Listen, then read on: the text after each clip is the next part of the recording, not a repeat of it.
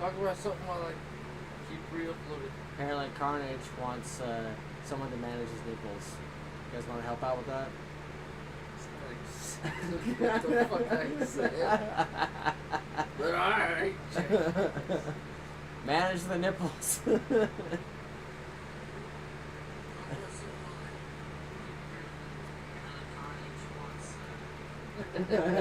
There you go, Jake. Anyway, this is Crazy Peas. I'm TPAW. I'm Karnage6778. And hello, Crazy Peas again, once again. Last week we didn't do an episode primarily because me and his sister, my wife, went to go to see Disturbed with Ginger and Breaking Benjamin. That was awesome. And you took Goober with you. Yeah, Alan went with us to go do that, and had a lot of fun. I got a tour shirt out of it, and a lot of expensive beer. Did you know a beer can is now officially $16, depending on the beer can it is at a venue event like that? I don't drink beer because beer tastes like dirty asshole. If I want to get drunk or do something stupid, I'll drink real liquor, not bitch liquor. I'm sorry. Drinking, no offense, that In italics and bold, is that. like, well, beer. Just beer in general, it's dirty, it's nasty, it tastes like ass. Indeed. Who the hell would want that? It tastes like bitter asshole that came off the band Sweaty Balls. I actually I enjoy the beer that we got primarily because I'm trying to justify in my head $16 for a damn beer can. Because you're an idiot. Get You it from decided you wanted liquor at a concert to a band that you supposedly like. See, this is the only not supposedly because okay, that you like, but that you worship like an idol instead of worshiping your God. Now, that is where I agree with Andrew Tate the most. It's why do I need to go to a concert to listen to good music when I can listen to it on the radio or on the CD or on Spotify or YouTube Music or anything, instead of going to all these fucking like specialty, like to go to the concert when I can hear the concert version if you look for the right video or whatnot. I don't need to pay money. Those fuckers are already rich. I'm not gonna make them more rich. Kiss my ass. I'm the one trying to make it rich. I don't know. I like the concept of live music and being able to see a band live in You've person. been to concerts. I never have. I never saw the point. For me, it was always a waste of money. No matter how rich and or poor I've ever been, I'm like, okay. These days in the industry, it's actually still even more than ever how a band really makes their income, and aside from streaming, is by going See, to shows. there's the issue. It used to be sell CDs or cassette tapes. Used to be. Back in the 80s and before. But since it's all now on all streaming apps like YouTube Music or Spotify, you don't make as much money, so it's fucking pointless. Yeah, But it's that's like also why you should have your own website. 4 cents per stream, basically. Like less than It's per listen, but yeah. It's pointless, it's stupid. It's I don't not know. a real way to make money nowadays. I remember As the a days where you musician, in my honest opinion. spent $50 on a ticket, or maybe 30, and that's kind of what I did with Epica and some of the other bands that were from Europe. I You get that. go see them, and you go see the show, and you get to be in the pit. With this show, we ended up on the lawn seats, because getting into the pit would have cost me $100 a ticket. Yeah, you can suck my dick, I'll sit on the grass. Yeah, Of course, I might just sneak in and sit on the grass anyways. it would have costed a mortgage payment or close to that just to be able to see the band up close. And that's why I don't do it.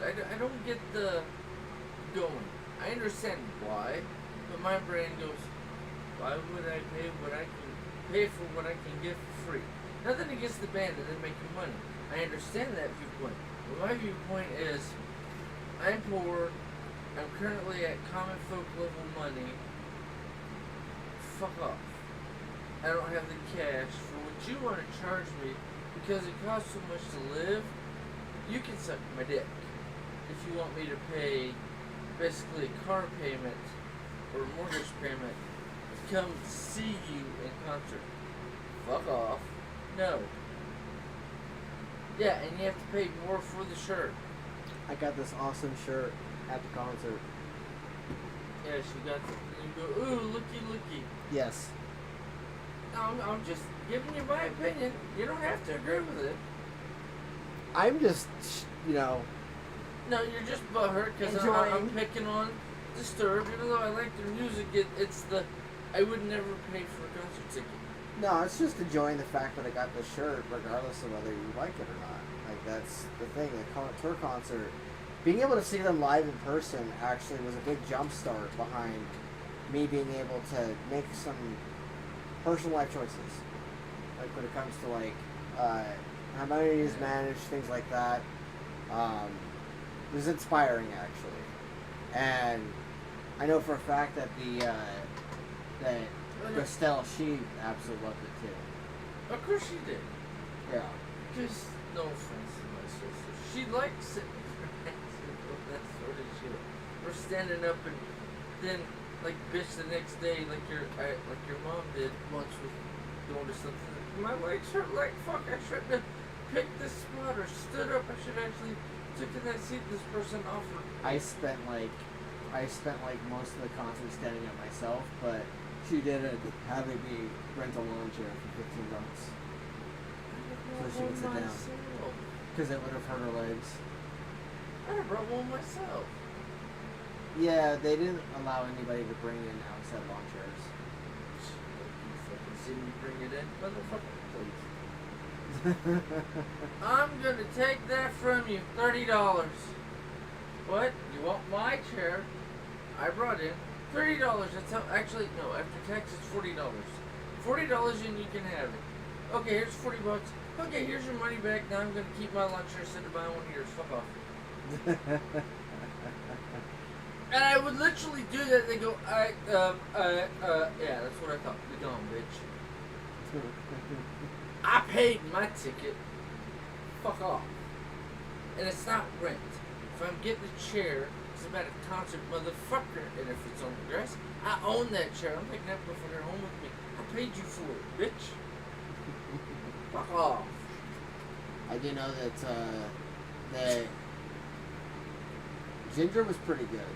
I like them a lot. Who? Ginger, who was the first band. The opener? Yeah.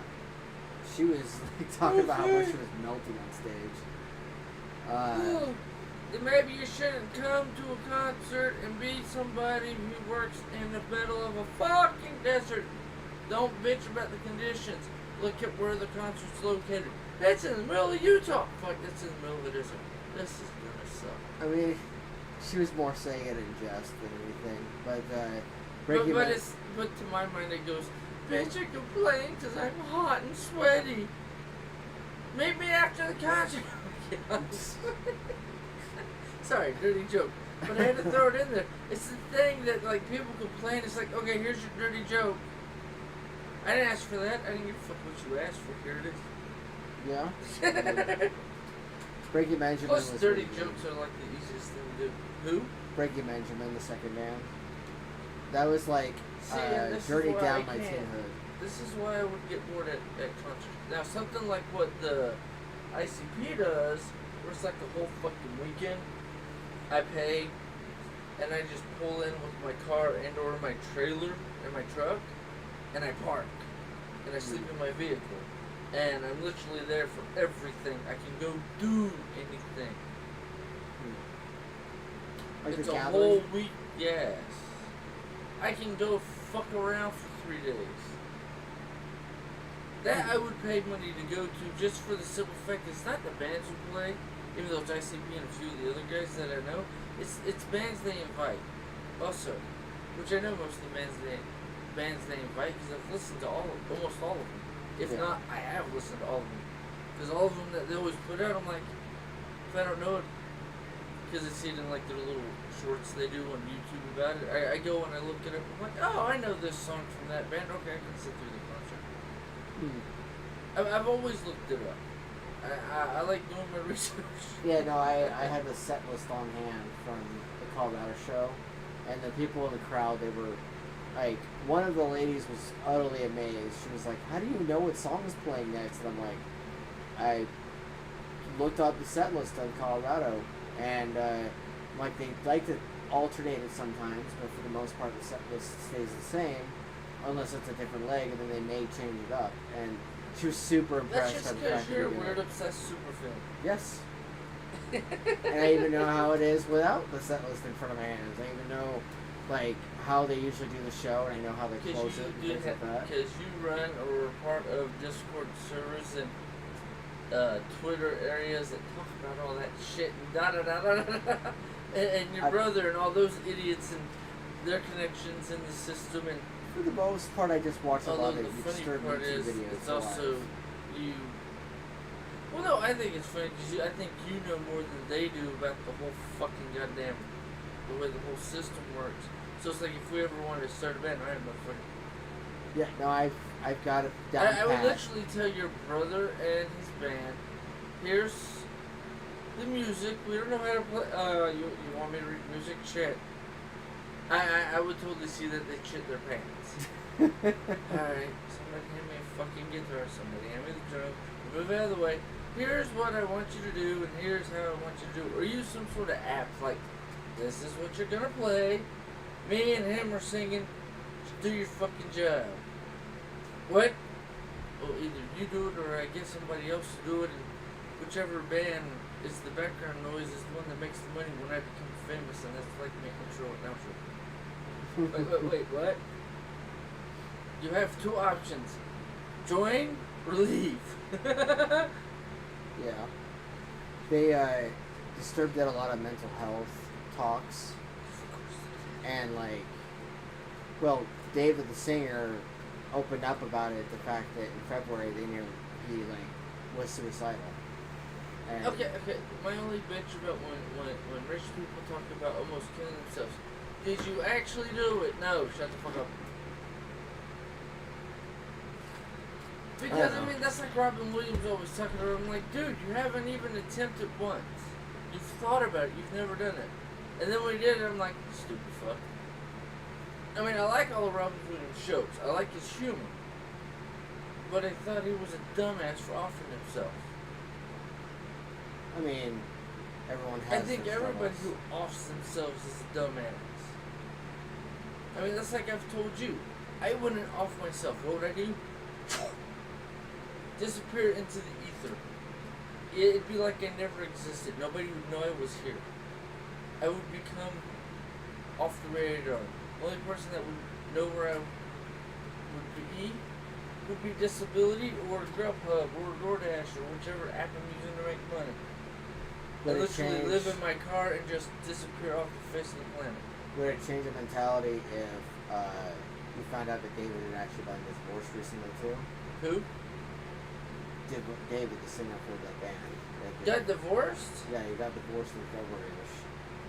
Like, right Okay, around then that he time gets 1 to 2 months of depression, and then he has to go to the gym, get another bitch, or find something to occupy his time with, like having a band, since he has a band, use it to occupy his brain so much, he doesn't have enough time to be depressed, and he's always happy because he's always doing something joyful. That's kind of Or what write he's been 5 doing. songs, bitch, complain, and then make millions because he sung his new songs, and hey look, we have a new CD. It's kind of what he's been doing. Like, So I he's get not the doing feeling. anything wrong. He got depressed, he got out of it.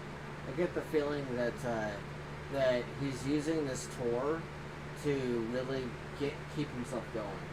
Like he's even talked about But it see, in interviews. Here's the stupid part. He got with his woman before or while he was rich. And what did she do? What most chicks do. I'm gonna divorce you, take half your shit, and run. You're never home because you're making the millions of dollars so that way we and our children can afford to live a good life. So which literally means you prove the point that most people in like the red pill community prove. Why should I marry you when all you're gonna do is divorce, take all my money, and steal my kids? Fuck off. Leave me alone. I'm never getting married. From what he Now, said, if I had that she kept- was actually being very civil. cordial about it. Yeah. Some women can be. Some women are not. I'm just saying, I'd like to know more about it before I made a decision. But I'm saying, if this is the outcome, Right. is it because she felt a certain way? Because, no offense, fuck your feelings. A marriage is a contract. Contract says, until death do you part. Neither one of you fuckers are dead, so you're literally violating the contract.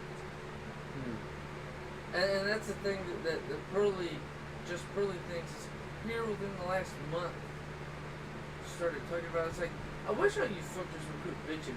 You literally signed a contract that said, until one of us is dead, I'm not allowed to get out of this contract. Watch that video. But everybody runs and bitches and leaves. The one where she was talking to the other chick? The lady it was called anti-feminism or something like that. I don't even remember. Very, but yeah, no, I know. Very interesting video. I sent it to you. I didn't send it to my sister, your wife. Because if I'd have sent it to her, she'd be like, what are you trying to say? I'm not trying to say anything. Oh, I'm trying to give you the viewpoint from somebody who's a woman She'd go ballistic. who got kicked between the legs and be like, looked at reality and went, let me tell you idiots what the fuck's really going on. She'd go ballistic. I tend to piss people off with my neutrality and my ability to hear other perspectives that are different from my own, and then get some sort of feedback on it. Which is funny because that was one of the rules I was listening to. Or gain knowledge, yeah. Yeah, where it was like, don't agree with everything someone says, but also don't disagree with everything someone says. Just listen. And maintain a neutral ground because then you'll listen the most. Well, that's one of the 48 laws of power. Yes, that was one of the laws I was listening to. It was the part of that. The one that I listened to was it was talking about not being too committed to anybody, and like being able 20. The being picture able you to sent me, it was chapter, law 20. Chapter 20. being able to hide how you truly feel enough to the point where you're able to be stoic and able to agree to disagree, but not be too numb to everything. And like there was there was a lot of interesting shit in that rule, in that law. But well, we can listen to the first 5 minutes of it. Yeah. But first, I wanted to do sound bites and just run off that for an hour. Just figured I would catch the audience up on the fact that you're lunacy. Yeah, the fact that we went to go see a concert and how I think it was a waste of money, and you're like, but I loved it. Yeah, I mean, that's also a different viewpoint. Yeah, so. Regardless of whether people think about it or not, it was a very enjoyable experience and something I would have liked to have had in 2019, but it is what it is. Because they came in I would like to go once just to see the mentality, just so that way you will get so caught up on it. I would be in the mosh pit, beating the fuck out of people because you fucking idiots, wasting your money. The look I'd on be the angry asshole in the middle of the mosh pit. The look on Howlett's face while we were in the crowd in the long seats. Look on Howlett's face when he's looking around and he's watching is everybody in the crowd. Like this was the most active I've ever seen Utah about Disturbed. Like everyone in the crowd, I was seeing fists everywhere doing this, especially during the 10,000 Fist song. Because in the 10,000 Fist song, do you know why? Probably because of how long it's been since they came here. Ta-da! And so, like, it's that whole nostalgia. And we're in the middle of assholeville. Yeah, and the fact that there's just so much going on right now that they need that tribal, visceral release. And so, you better not be crawling on the floor. Seeing just how intensely everyone received them, that was part of the tribal experience. Like, it made it extremely enjoyable. You would have gotten so caught up on it. The tribal experience. Yeah. I loved it. But also, I mean, you've seen me do it. I can be part of the tribe, but at the same time, have myself pulled back far enough where I can be like, okay, I see your viewpoint, but here's the outside viewpoint. Why don't you like the outside viewpoint? You know, to try to discuss, to actually find the truth behind it. Like, I don't know. This is what I know. Okay, I can get along with you because you don't have one of these abstract, like, asshole viewpoints that pisses me off. Yeah, it's been like a week, right? I'm still writing the high off. Well, obviously. And usually that ends in like 2 or 3 days. But I'm still able to write off it, and then the band keeps posting pictures of like the newer shows, and I'm probably gonna end up pulling up one of the new live videos so I can hear another version of the performance. And I'm gonna be like, back there. Because that's aside from the movie theater, that's one of my happy places. My happy place is with a woman on top of me and me showing her what a dick can really do. Alright, soundbite. I am not against women succeeding. I am not against women working outside the home. That's their choice. But what I am against is a small, elitist group of Northeastern establishment liberals putting down homemakers. Now, the liberals love to say that they're dedicated to choice. But if you dare to choose the path of full-time mother, well, there must be something wrong. Sister, the cards are stacked against you. When you wake up in the morning, you won't get a job. And if you do, it won't be a good one. And if you get a good one, you won't get promoted. And if you get married, your husband will treat you like a servant. And marriage is just a lot of dirty diapers and dirty dishes. It's ridiculous. Because women are the primary caregivers.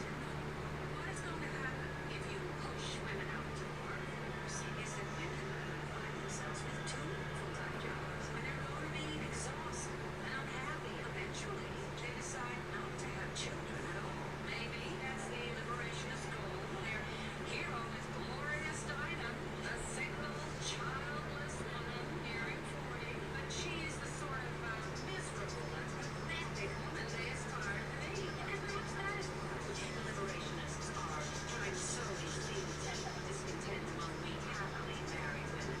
They want us to join them in some new sisterhood of frustrated togetherness, because none of them can find a man who wants to marry them. Interesting. It's from a movie. I got that. I don't remember what movie Like, it is, it's got- but when it went over it, I'm like, oh, I know who she's supposed to be. She's like a CEO's wife, or like the president of an up and coming wife, like, It sounded like our- a monologue of some kind. JFK or something. It was like his wife before Oh, he there's was like- trying to go up, and she's like, "Do you not see what the fuck these idiots are trying to do to us?" And I heard like audio distortion in there. Well, in the that audio video was track. kind of hiccup, but yeah. Yeah, No, no, I the think that was audio intentional. distortion, the background audio. I think that was intentional. Yeah, it is. It's supposed to show like ooh, when it do that thing, that pops in when here's the important shit you should really pay attention to. Actually, I notice it with a lot of the sound bites I listen to. If they have that sound, they crank it to that spot right when the truth Yeah. gets spilled out. And there's been a lot of debate that I've heard recently. And earlier About today, being a working woman or a mother Yeah. at the house. yeah, like I've heard your takes on it. I've heard a few Well, other people's takes. It's the you don't want to be a slave at home by being a wife and mother, but yet you work 40 hours for somebody who treats you like shit, but doesn't use lube or a condom to fuck you. Right. So you get screwed either way. At least your husband or significant other would put on a condom, or at least make sure you get off while fucking you. At least Yeah. if he's a decent husband or partner. Yeah, it's kind of interesting because, like, whether you like it or not, like, you're going to feel like you're a slave to someone. Like, whether or not you're working at a company or working, long hours, 40 hours plus overtime. And our Well, if you country, want the promotion, in you our have to country work 40 has- plus. our country has loved and loved and loved to romanticize on the point of fetish, like on the verge of it. Especially No, it is. workaholics. There's not Like, a. like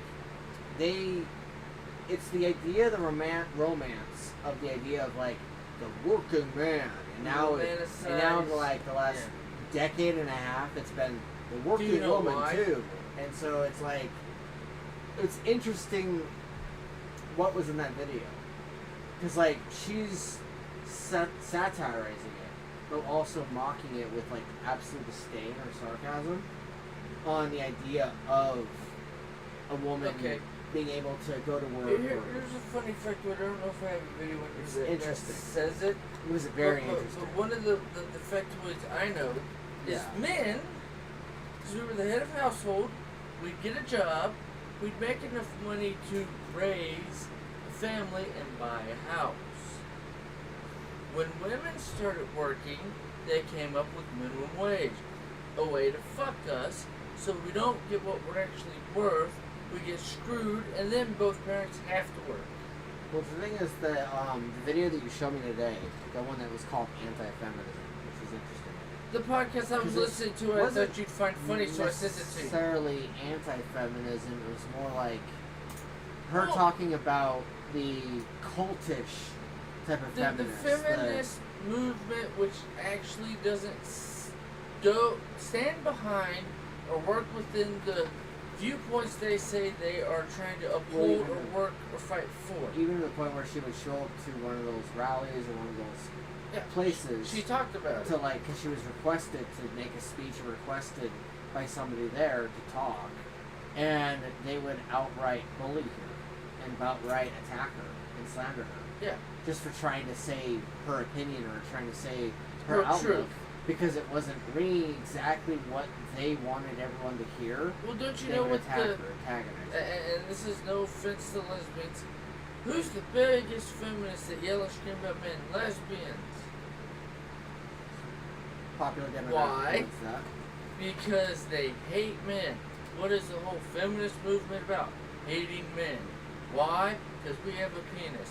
Who hates men more than regular straight or bisexual women? Lesbians.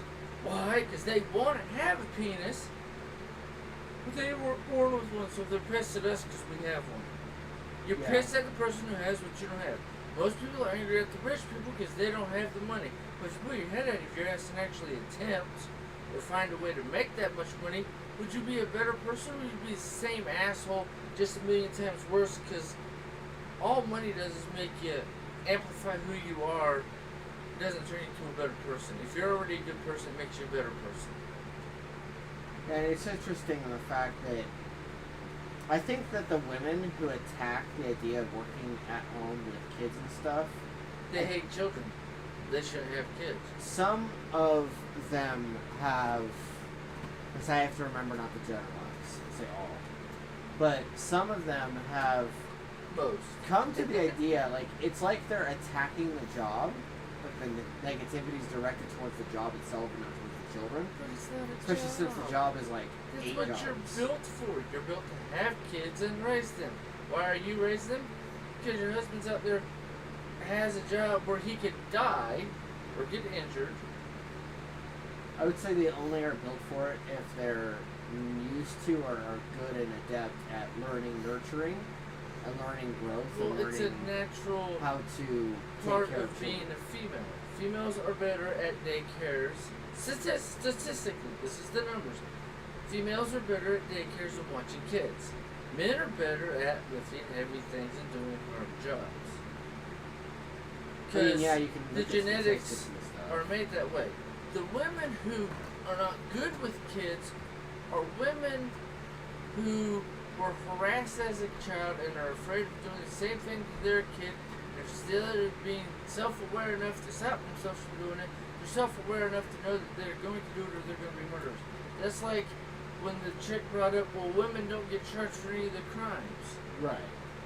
I heard about If that. the woman gets charged for beating the shit out of her husband, he's got to pay the fine because his job back then was to pay her debts. Well, it's also the fact that she pointed out in the And interview also, that the women jury kill. and the Yeah. courts are terrified of acting against the woman. Yeah. Well, it's not just that. It's also the thing of women in postpartum depression who have within the first year of the child's life, have a higher, statistically they have a higher likelihood to kill their children.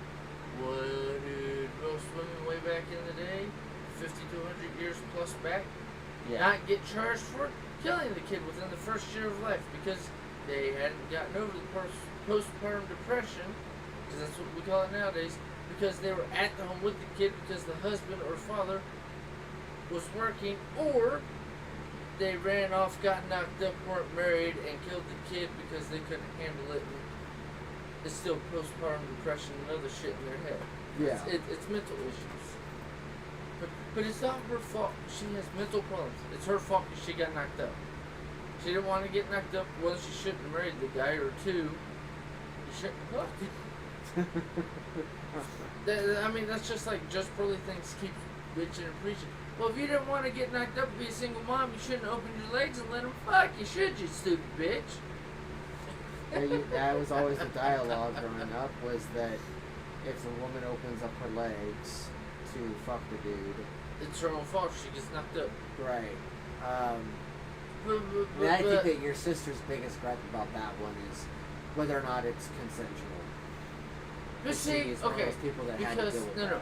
she takes from that one because she dealt with it. Two, also because it's only like 1% or less of the statistic, but it's like the 1 in a million thing. But it's like, yeah, well, most chicks I talk to, yeah, well, most chicks say I was raped or sexually assaulted or molested, even though they were in on it, and then at the last second they double thought it and backed out. It's like you can't be almost there and then disappear, run away. It's like, how can you do that? You literally broke the man.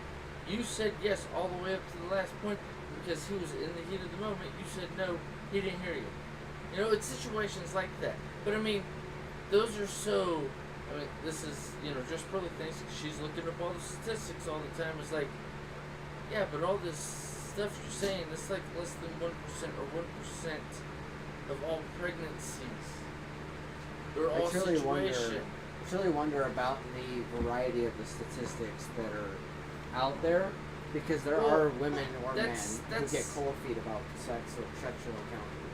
I've never gotten cold feet. I've talked to you girlfriends about it. There have been men well, out there. no, I understand that. I mean, it wasn't. I was nervous about doing it. I was more like, are you actually ready for it? That was my thing. It's always check with the other person to the extent of, okay, now you can't say I do. Because I don't know if it's the same for everybody. Because I'm not going to assume that it's the same for me versus somebody else. But whenever me and your sister and SA, wife are, you know you've been SA. Yeah. Because there's a difference between SA and rape. She's told me that there is or a definite, rape. definitiveness towards it, because she's of course been through it. I was probably a child when my mom claims that I went through it. But as far as either you know or you don't. It's also blacked out. It's hard to tell. Well. But the interesting thing about it for me, the interesting part for me is that when her and I are intimate at all, I am hypersensitive to whether or not, and it's not because I'm afraid that she's going to go on the internet and tell everyone that I was mean to her or anything like that, because like, in one hand I am, but on the other hand, it's more of a morality thing. It's more like I don't want to get to that point at all. But it's very obvious when a woman is uncomfortable. It's very obvious when they're not into it. Yes. Yeah, but I'm sorry. You signed up for marriage. What does marriage mean? I'm going to fuck you so you don't run off and fuck other bitches. I mean, so prerequisite, yes, but it's like not because she signed her name on a piece of paper, which means you're hers and she's yours. You are each other's property. Right. There's nothing against women. There's nothing against men. This is, you are each other's property, which means she gives you what you need, so that way you can be a happy man. You're supposed to give her what she needs to be a happy woman. Your job is to give her enough money to do stuff for her to be able to do things with her and the kids, to keep the kids active, to keep her calm, collected. She's supposed to keep you cool, calm, and collected, because everything's supposed to be nice and neat, and because we're men, we're built for fucking more than women are. It's the when I want to, I'm going to rail you. You just have to accept it, because you know you're going to enjoy it once I get to that point. Especially if you're a decent husband. If you're a shitty husband and don't, in the process of getting yourself hard or working yourself up to it, or working her up to it, you don't get her off or get her to the point where she wants to, you fucked up that you're screwed up as a husband and a partner. But hypothetically speaking, if, say it wasn't me, or let's say that I ended up becoming that person, which What? is extremely unlikely. You don't pleasure your significant other? No. You're not built like that. Forcing motherfucker. her to do things that she doesn't want to do, like that. Like if she's not in the mood. But or see, she's any not in- woman can claim that at any point in time. Right, but if there was, for instance, a time where she did claim that, what would you do? You married him. Okay. Shut up. Interesting. It was your job to suck his dick or fuck him. If you didn't do either one of those and he said, shut up, my dick's hard, bend over, bitch, and just shoved it in, that's on you, you stupid bitch. You should have been ready for it. I guess Unless that's y'all Karnage's take. pre-set up rules and agreements, don't fuck me unless I'm awake, or trying to fuck you in my sleep, then everything's a green light. As soon as you start rubbing on my cock and rubbing on me in the middle of the worst sleeping, whether I got on shorts, underwear or not, I'm probably pulling those fuckers off because you rubbing me because you horny in your sleep. I'm going to show you what a hard dick can do, bitch, because you're dreaming about it. I'm not gonna lie. Years and years ago, she used to wake me up in the middle of the night. Rubbing on you in her sleep. I'm not just rubbing. Whatever. It was. But it I'm was, saying she that. initiated it. Whether Yeah. she was conscious or not, her subconscious when you're sleeping is the one that's in charge. So clearly she wanted to fuck. So she can't claim rape because she was trying to rape you in your sleep. You woke up and gave her what she wanted, a dick. And that. Next soundbite. It's interesting. Before we that- get off on shush.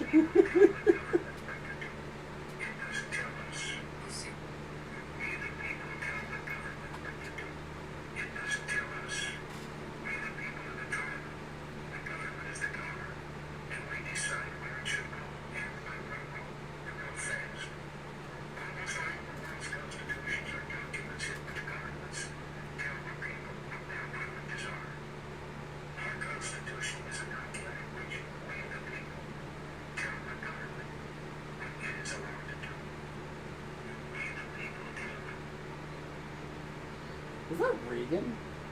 Yeah. Okay. Interesting. You're finding a lot of random political shit. Well, that one's just yeah, see, stand up for your fucking rights because the Constitution says, I say what you get to do, you governmental cocksucker. Shut up and do your job. Alright, next soundbite.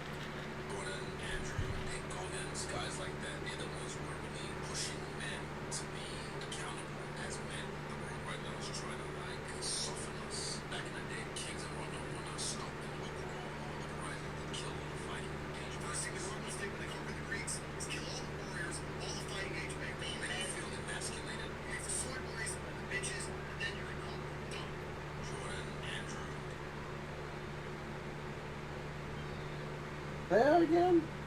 Play it again? Yeah. Gordon, Andrew, Nick Goggins, guys like that. David they're the ones Goggins. who are really pushing men to be accountable as men. The world right now is trying to like soften us. Back in the day, kings and whatnot were not stopped and uproar, all uprising and kill all the fighting age. First thing the Romans did when they conquered the Greeks is kill all the warriors, all the fighting age men. Make you feel emasculated. Leave the soy boys and the bitches, and then you're in home. Done. Jordan, Andrew, Nick Goggins, guys like Interesting.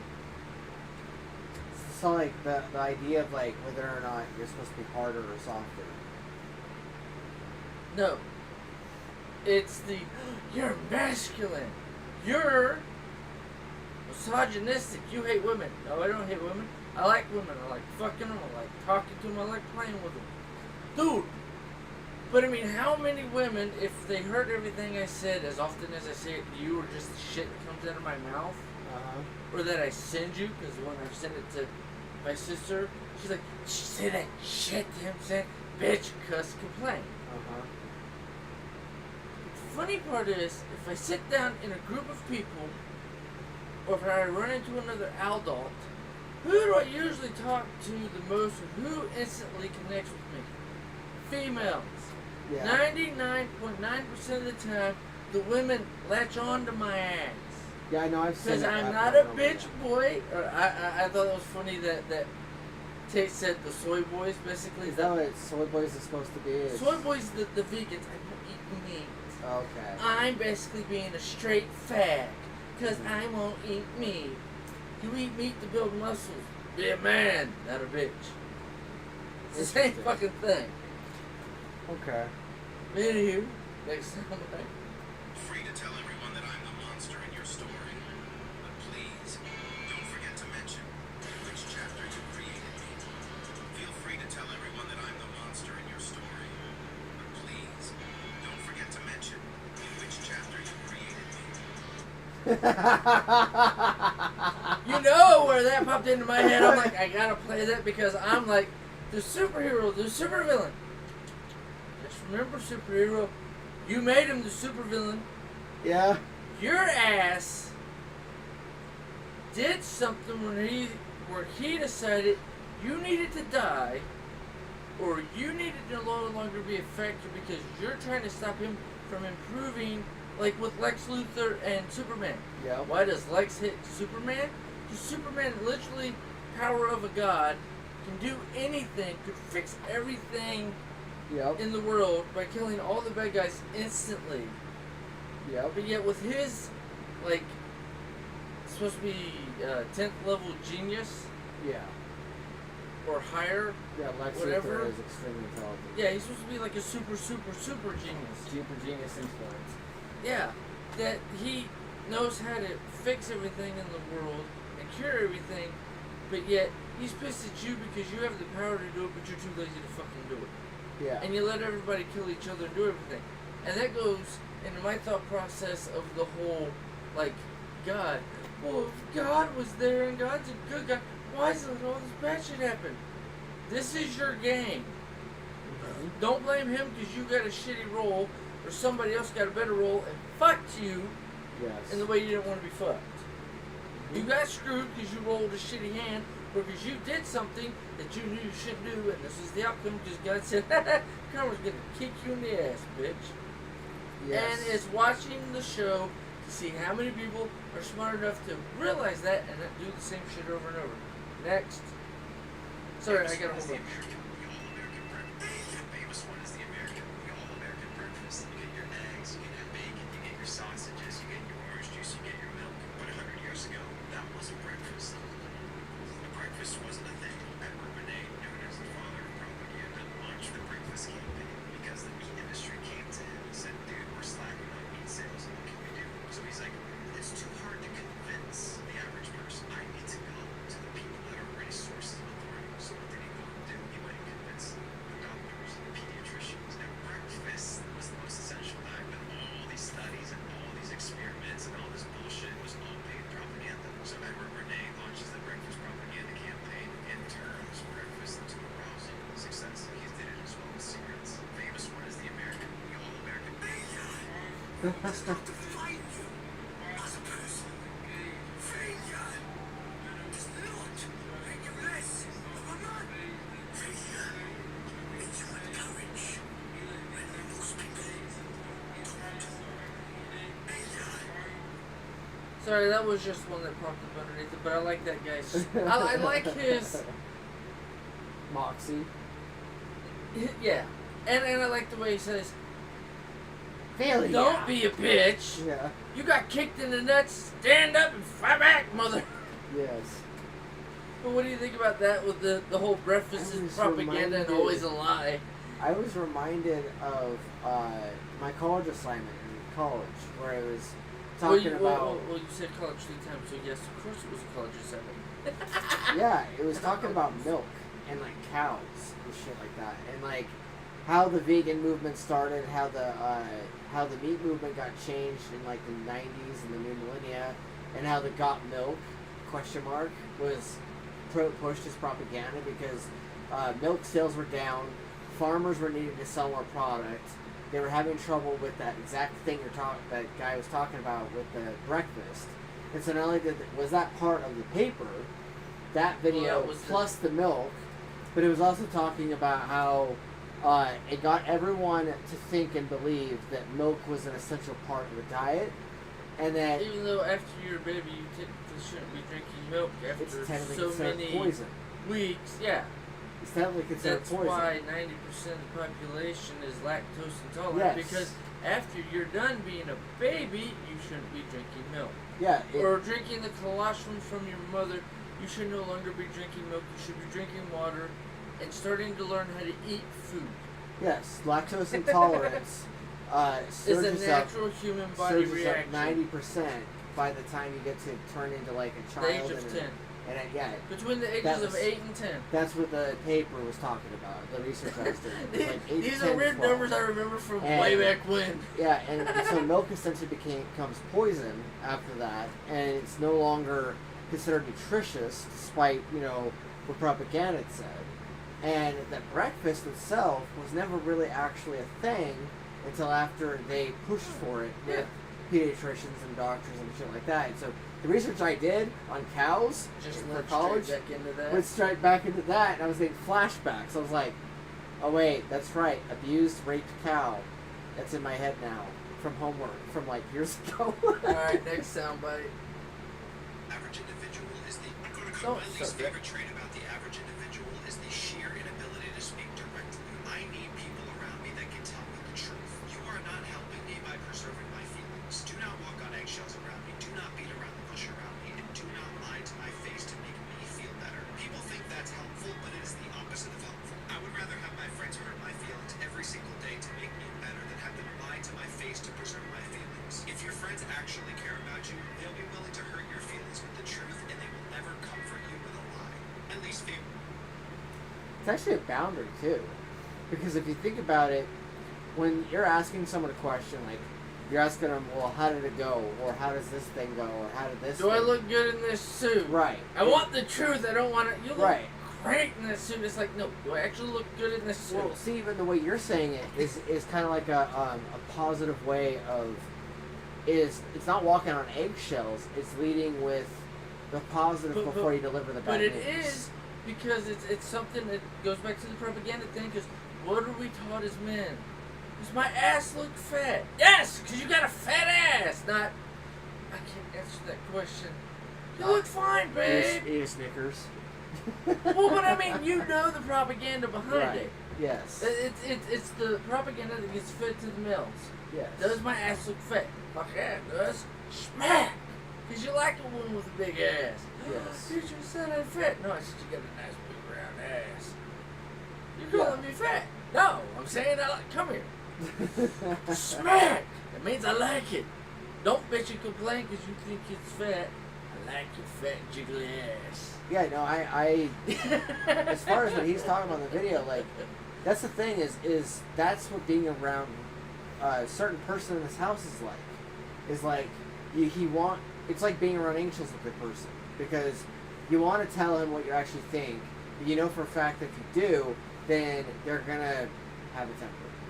The explosion is gonna happen. Yes. Blah blah blah blah blah blah. You don't want the answer. Go watch your TV show.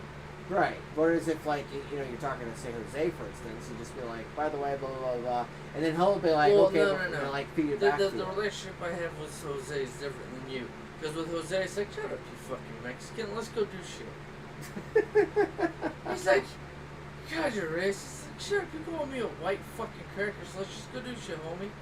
Yeah, you guys are I'm really so racist to each other. straight and forward and goddamn so blunt with him. He just laughs at me and we keep going. Because me and him have this very similar personalities. Shut up, bitch. Yeah, no, you guys like to talk shit to each other. It's funny. Well, Or as my eyebrows would be like, oh, it went there, okay. I always go there. Anytime Jose's been like, you're a dick. Oh, you don't Yeah. have to be a pussy about it, but of course I'm a dick. And then he'll be like, oh, we're playing that game. Okay, asshole. And then, then he'll play along. Yeah. Because once or twice he's made a comment to him like, so you want me to treat you like you're a bitch and a baby? That's not what I said. And act like you got a pill, motherfucker. That means he has to be hose B and get drunk. No, he just has to hold him up. Either Yeah. by hand or just like, I gotta shut these fuckers up. This is gonna be an uncomfortable conversation. Yeah. But I mean, that's also the East Coast for me. Well, motherfucker, you got some shit to say. Let's say it. Come on. Tell me what you think the worst thing about me is. And then when you tell me, I just, yeah. How does that not affect you? East Coast, bitch. I mean, because that is. It's like my whole mentality. It's East Coast. But because of how rough it was in Yep. Oklahoma, it's East Coast mentality with the hit me, motherfucker. Ain't gonna hurt. It's the arrogance and the strength of Oklahoma with the fuck you, you bitch, do something from the East Coast. The combination has turned me into such a raging fire of just straight assholeness and just pure lunacy. Yeah. No matter where I am, I can mold and be soft. But once I get comfortable enough with you and I'm 100% honest, some people are like, I don't know if I should feel comfortable here. He's saying shit that. With Jose, I love it because it's fucking white boy, and we just bounce back and forth. Yeah. He's a typical Hispanic, that's for sure. No, he's not. But In I some like ways, that. yeah. In some ways, he is. In some ways, yeah. But I mean, me and him have very similar personalities because we never fit in with the people we were around. He's also natural Californian. He's not even Utah, really. No, he's not. I mean, I come from, let's see, Oklahoma, Virginia to the age of 9, Oklahoma to 19. So, I mean, the combination, it's literally 50% of me growing up and becoming a true outlaw. Yeah. That's why I am the way I am. You're mean. You're an asshole. Why? Because I told you the truth? Yes. Then don't ask me the question if you don't want the truth. Yeah. I mean, that's what I liked about that saying. I'm like, I'll play that because that's like me. If you want a real friend, I'm the guy. Why? I don't soften anything up. I tell you right where everything sits. The bear shit, the cat shit, you pissy shit, where I took a dump last week. You know, if you want to know, I'll tell you, motherfucker. I don't care. Yeah. But that has also opened up so many more doors than it's closed for me. And when the doors get closed, I'm like, oh, you want slick, charismatic Tim. Right. Yeah. You want extra sweet and silky. Okay. And then the doors that were closed open, and everybody's like, we love you. Yep. 'Cause I can play anywhere. Bring it, motherfuckers. I can talk myself in of and out of a fucking situation in 5 minutes or less. Bring it. Yeah. You've seen me do it at the gym. Yes, I have. I talk myself into a situation, somebody gets irritated, then I have a conversation with them, and then what's the first thing that happens? I see what their point of view is, I butter them up, and then everything's smooth and cool. Yep. I love being that guy. Yeah. No, it's interesting because, like, Jose and I can, like, intermix like that, like, really quickly because he's still got that California going on. And that's what you for me, it's never left. Even though, like, people are like, oh, you've been in Utah for this long. So you obviously That's Utah, and I'm like, shit, bitch. no, I'd still enter California, and if I were to go to California tomorrow and talk to people I'd be there, home. it'd be just like I was, like, when I was 16. Right? Like you never left. Oh yeah, Yeah. that's like me in Virginia or Oklahoma. Throw me in either state, bitch. I float. Yeah. That's home, motherfucker. Bring it. I Yep. love being, yeah. Yeah, no, I went to Maverick one day to go get a drink. It was Ellen that wasn't there. It was just me. And I walk up, and you know, there's Rosie just sitting there, you know, on her phone. And I'm like, I'm all like, start vaping and shit. And she's just like, it's like, long night. And I'm like, it's always a long night. And then we were like talking about stuff. And then out of nowhere, I made some offhand comment, and she's like, I forgot you're from California. And I'm like, wait, when did that come up? She's like, you just said when you were in California. I'm like, oh, that's right. And then she's like, it's all good. She's like, going, it very much justifies and makes me aware of how you act sometimes. And I'm like, is that a good or a bad thing? And she's like, it's whatever. Like, it just that's like makes more sense as to why you're so sociable. 2 weeks ago. Yeah.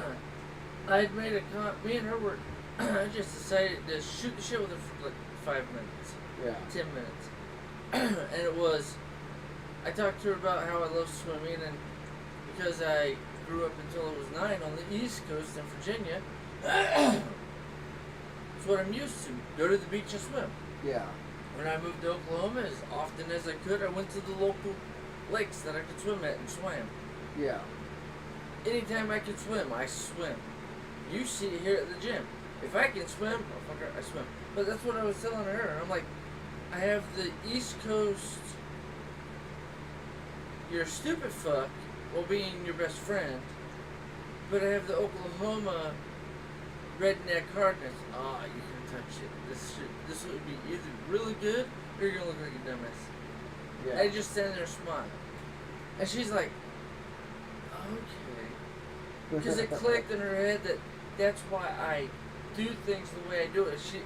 Her brain went click, got it instantly. Yeah. And since then, she's been more talkative to me. Yeah, no, I Like noticed when that I she's went in become a at lot like more open. 3 o'clock this morning and refilled my drink. Yeah. Yeah. Alright, next soundbite. Advice you need to hear.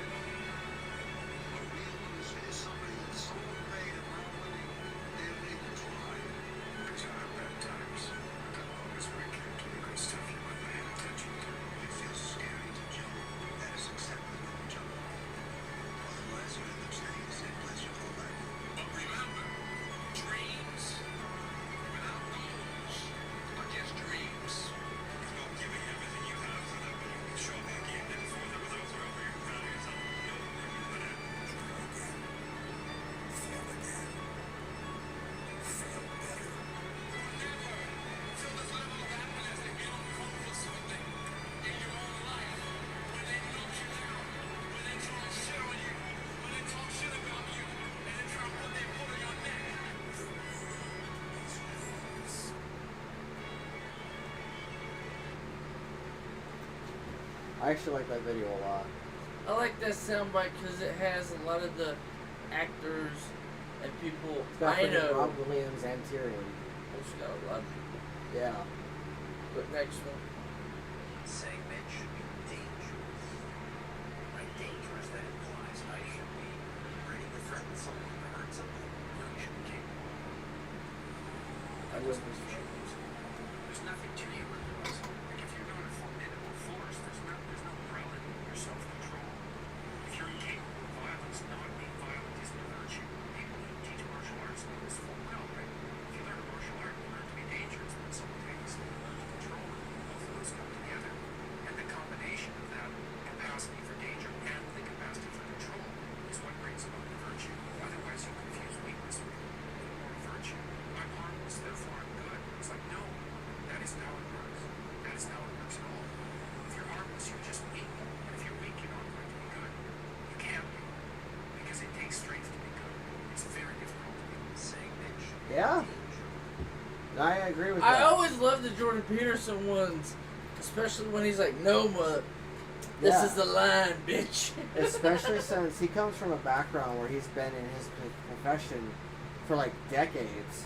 And 2 or 3. yeah, and political bureaucracy has tried to rob him of his titles and tried to rob him of all the everything. work Oh, he's yeah. done. Oh Like, yeah. just Being because... a teacher, PhD, they're trying to steal his psychologist practice by taking his license because some stuff he said pissed off some people who aren't his fucking clients and have never been his clients because he made a tweet. It's like, fuck off! normally you lose that stuff when you do practice malpractice, like when you break rules Well, that's or what when you they're trying to do say. malpractice. But I mean, I think it's also Stuff you're talking about is partially not to do with malpractice. no, but that's what they're claiming. Yeah. It's not. But anywho, It's not it shouldn't be predicated on someone's difference of opinion. yeah, but that's how the world works right now. That's kind of Today's stupid. looking affirmation. I'm not going to give a single fuck about the opinions of people who should have been fucking swallowed. Today's looking. You want to play that again? Yeah. Did you not get that? My brain did not absorb that. Today's looking affirmation. I'm not going to give a single fuck about the opinions of people who should have been fucking swallowed. Today's looking affirmation. I was waiting for that. Yep, that's what I was going for. Alright, ready? Yeah. It's called the most disturbing endocrine disruptor, and this is something we should all be looking at. Is atrazine. What is atrazine? It's in the water. It's a pesticide. But they took atrazine and they put it in a tank with 40 frogs. They put it below the exposure levels that EPA considers acceptable to humans.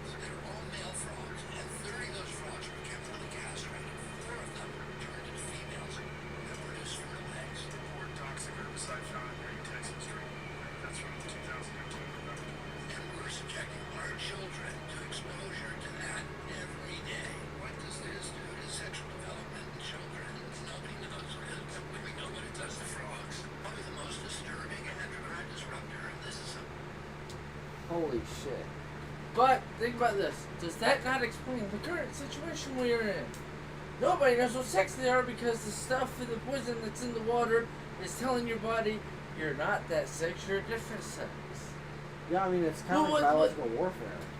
Yeah, but it's literally, it changed 4 of the, 100 frogs Mm-hmm. in the box into females. Some Jurassic So Park like so literally, that means because it's in the water, and Yeah. they put in as much that is still able to be put in the water and not be poison to you supposedly. I wonder why all these men think they're women. shit. Yeah, it's some Jurassic Park like shit. Like, frog, like, the major difference is the frogs in Jurassic Park were it was kind of like Jurassic Park. Biologically female and a few of them turned to male so they could mate and carry on the genetic code. Yeah, but That what is they a did natural was thing that happens because they were frogs from France. But they were also bioengineered as well for some of the batches. Well, ended no. up That like was the that was the dinosaurs. Yeah. They used the genetics, but what they didn't realize, just like in Mother Nature, if you have too many pussies around, one of the pussies will turn to a dick, so that way we can mate and carry on the species. So no matter how much women want to bitch and complain that, or especially some of these girls you see on a lot of these shows, like, I don't need a man in my life. Okay, live in a freaking communism or like a monk village where it's all females. Guess what?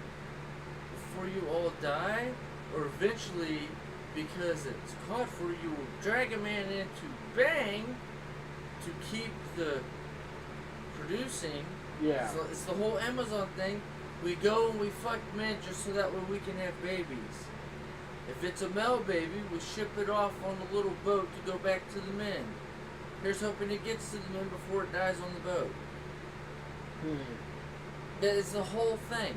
No matter what they do to get rid of us, he won't eat us. Yeah. Mother Nature's an asshole. Kill us, take us all out, turn us all into women, because guess what? In about 50 years, when the human race is almost dead, look, you took sperm from my cut off nuts, and look, I'm getting 5 bitches knocked up with my genetics. And at least one of the 5 kids would be male. But knowing my genetics the way to go, at least 2 to 3 of those fuckers are going to be male because of those civilization. You've extracted by lights in the sky, aliens, and missing submarine. U.S. has approved lab-grown meat. This is being marketed as a better option to eat meat. We don't have to use all the land, the water, and the grass to feed the animals. Sure, they don't have to be slaughtered either, but it's still being made in a vacuum, just like McDonald's French fries, Oreos, and all the other foods that Americans eat that are banned around the world. So before you cut one of these cultivated chickens, here's what you need to know. First, I find it funny that there's been a huge push to stop eating meat altogether. Then they start making inside bioreactors from real animals. Strange. This is being marketed and sold in California. They said to save land, water, and grass. I came across an article from the same state at UC Davis that states that lab-grown meat's carbon footprint is 4 to 25 times greater than the average of that for current retail meat. So this meat is significantly worse for the environment too. Strange. Okay, so then it must make financial sense then, right? Because we're not using all the land, water, and grass in just the factory. It must be cheaper. Turns out, a normal pound of ground beef, which costs about $5 in the US, if lab-grown, costs upwards of 10 times that price, nearly $100 per burger at your local restaurant. Strange. If cost and efficiency don't add up, it must be healthier because it's human made, levels of fat and cholesterol are set to be controlled because these are rapidly growing genetically modified cells that show common characteristics of cancer cells. And it's possible that after consuming these cultivated meats, the growth factors used to grow them could potentially be absorbed into your bloodstream. Strange. Lastly, I don't have time to go down the rabbit hole of Bill Gates. Let's just say he has the hand in this. I know for sure that I want that guy touching my food. Well, you can. I just thought that was an interesting thing. Yes, no longer eat beef! But it costs twice as much, it uses twice as many resources, and it acts like cancer. So if you eat it, you absorb it, you might get cancer faster. Yeah. It's like, are you vegans that stupid? You're trying to kill us all? Oh, that's right. The vegans are worried about it getting too warm on this planet. Guess what the fucking reverse of global warming is? It gets too hot in the summer, but guess what? It also gets too cold in the winters. Guess what that's called? The Ice Age, bitch. Yeah. I'm sorry, we live in the middle of the hottest summers that have been recorded in at least 200 years. Yeah. But the funny part on that, we're also living in the coldest winters that have been recorded in the last 200 years. So, no offense, middle finger, kiss my ass, and you're all full of shit about global warming because it's equalizing. It's interesting. Alright, next bit. I became obsessed. I became obsessed with being the baddest motherfucker I got in the room. Once you become obsessed with something, obsessed, it's okay to be unbalanced for a while. To be the best in the world at what you do, you have to be unbalanced to find every bit of energy and strength that you have to pull it off. I became obsessed. Yes! I love David Goggins, he's awesome. I may have to listen to David Goggins a bit more. Watch a couple of the episodes he's done of Joe Rogan. Oh, I love his shit. That much, huh? Dude, he's like, well, he was like 300 plus pounds. Yeah. I think 300 to 500. He was a heavy guy. Joined the Marines. Or was a Marine. I think he was Marine or Army, something. But he was military. Yeah. He was the guy who went around and sprayed for bugs and stuff. He decided to stop being fat so that way he wouldn't die young and went hard. And one of the things he also said is the rule, it's a soundbite that's popped up, I don't know, I might have sent it to you. It's the rule of the way you work out. Why doesn't he have stretch marks? I didn't have stretch marks when I dropped to 170. Why? Because I was doing 100 push-ups, 100 squats, 100 abdomen workout. Yeah. That's the thing. If you do the 100 and when you get to where you can't do the push-ups, you stop. You take a break at the top of the stretch. Count to 10 and keep going. Because you're stretching out the skin. Well, no, because you're not stretching the muscle when you're here. Yeah. At least not as much as you do when you're down here with the push-up. Yeah. So it's just one of those things. That's why he doesn't have stretch marks and shit. Because he's a really big fat ass. But next, somebody. You don't understand you anymore? You're in that spot of obsession and drive. Pick up what the fuck is wrong with this guy? I want to talk to you, man, because you're not going to get it. You will never understand what is wrong with me. And that's why I'm so fucking glad you don't. Because I'm in the right fucking spot. People don't understand you anymore. You're in that spot of obsession and drive. Pick up what the fuck is wrong with this guy? I don't want to talk to you, man, because you're not going to get it. You will never understand what is wrong with me. And that's why I'm so fucking glad you don't. Because I'm you. That is definitely me right now. But I mean, you understand that because you're like, why? Because at first you're like, why do you do this? Why are you like this? Yep. You like being like this. And then, like your brother, your dad, other people are like, why? Because I like being like this. Yep. For you. And it's like, what the fuck? You sound like Karnage. Just like, yeah. And Yep. as soon as he said that, I'm like, so we're in the good spot. Everybody thinks we're nuts, we're weird, and why the fuck are you like that? Yeah. And it's just, actually, because I've heard that one before, when I heard it again, I'm like, no, I have to say that for the podcast, because it's what we do. It's the, why are you like that? Yes. And I like being like this. I don't understand that. It's good for you. It's like your brother. I don't understand. And Yeah. you never will until you get there. Yeah. No, Get it's up off your ass and come to the gym every day. You'll I've- be there. literally had a conversation like that with Howard, with him about gym and him about a lot of stuff and how we're having You've named differences at in least opinion. 5 people since I Yeah. started dragging you to the gym where you've talked about it. It's like, come on. Ad nauseum. It's like, why are you like this? Yeah. Why aren't you? Put Yeah. your fuck up. Yeah. I love that. Those are like the best stories you tell me. It's like, yeah, they're like, You know the one person who hasn't though? huh?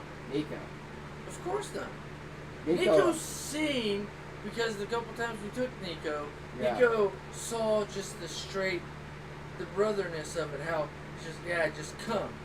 If you can't do what we can do, you can do the letter weight. That's fine, but come, because we're gonna. Nico's actually gone on record with Dad because when Dad came by to drop the stuff off, Dad was like talking about how it might have been a bad thing that we did the whole gym thing, and Nico was like, no. That was a good thing. It was like one of the best things that have ever happened to him was the gym, and like that's literally what Nico said. Kiss like, my ass, suck my Yes. dick, Nina, you're a dumbass. Yep.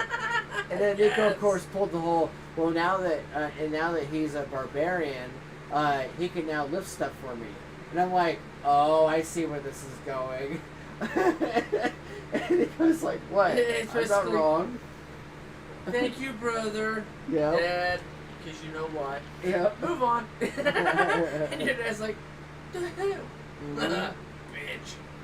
Yeah. Alright, next one.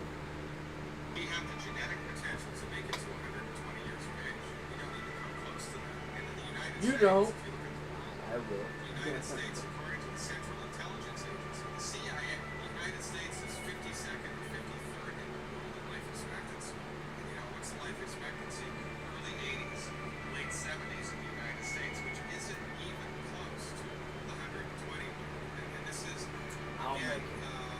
cognitive dissonance. I'm gonna do it just to because piss off when people, look too. around and see all of their friends and family members and church members and community members getting sicker as they get older, they think that that's just the norm. And it's not the norm. It's the norm under allopathic MD-directed medicine. It is not human intention. And quite frankly, when people get on board with the holistic therapy, the intention of which is to support and promote their body's ability to fix itself, we see lifespans getting better. doTERRA. Length of life gets better. The quality of life improves. We have the I like that one because I'm like, oh, okay. So that also shows if I keep with the doTERRA stuff, with the stuff Yep. that I know is as pure as you can get to the source for like taking vitamins or stuff.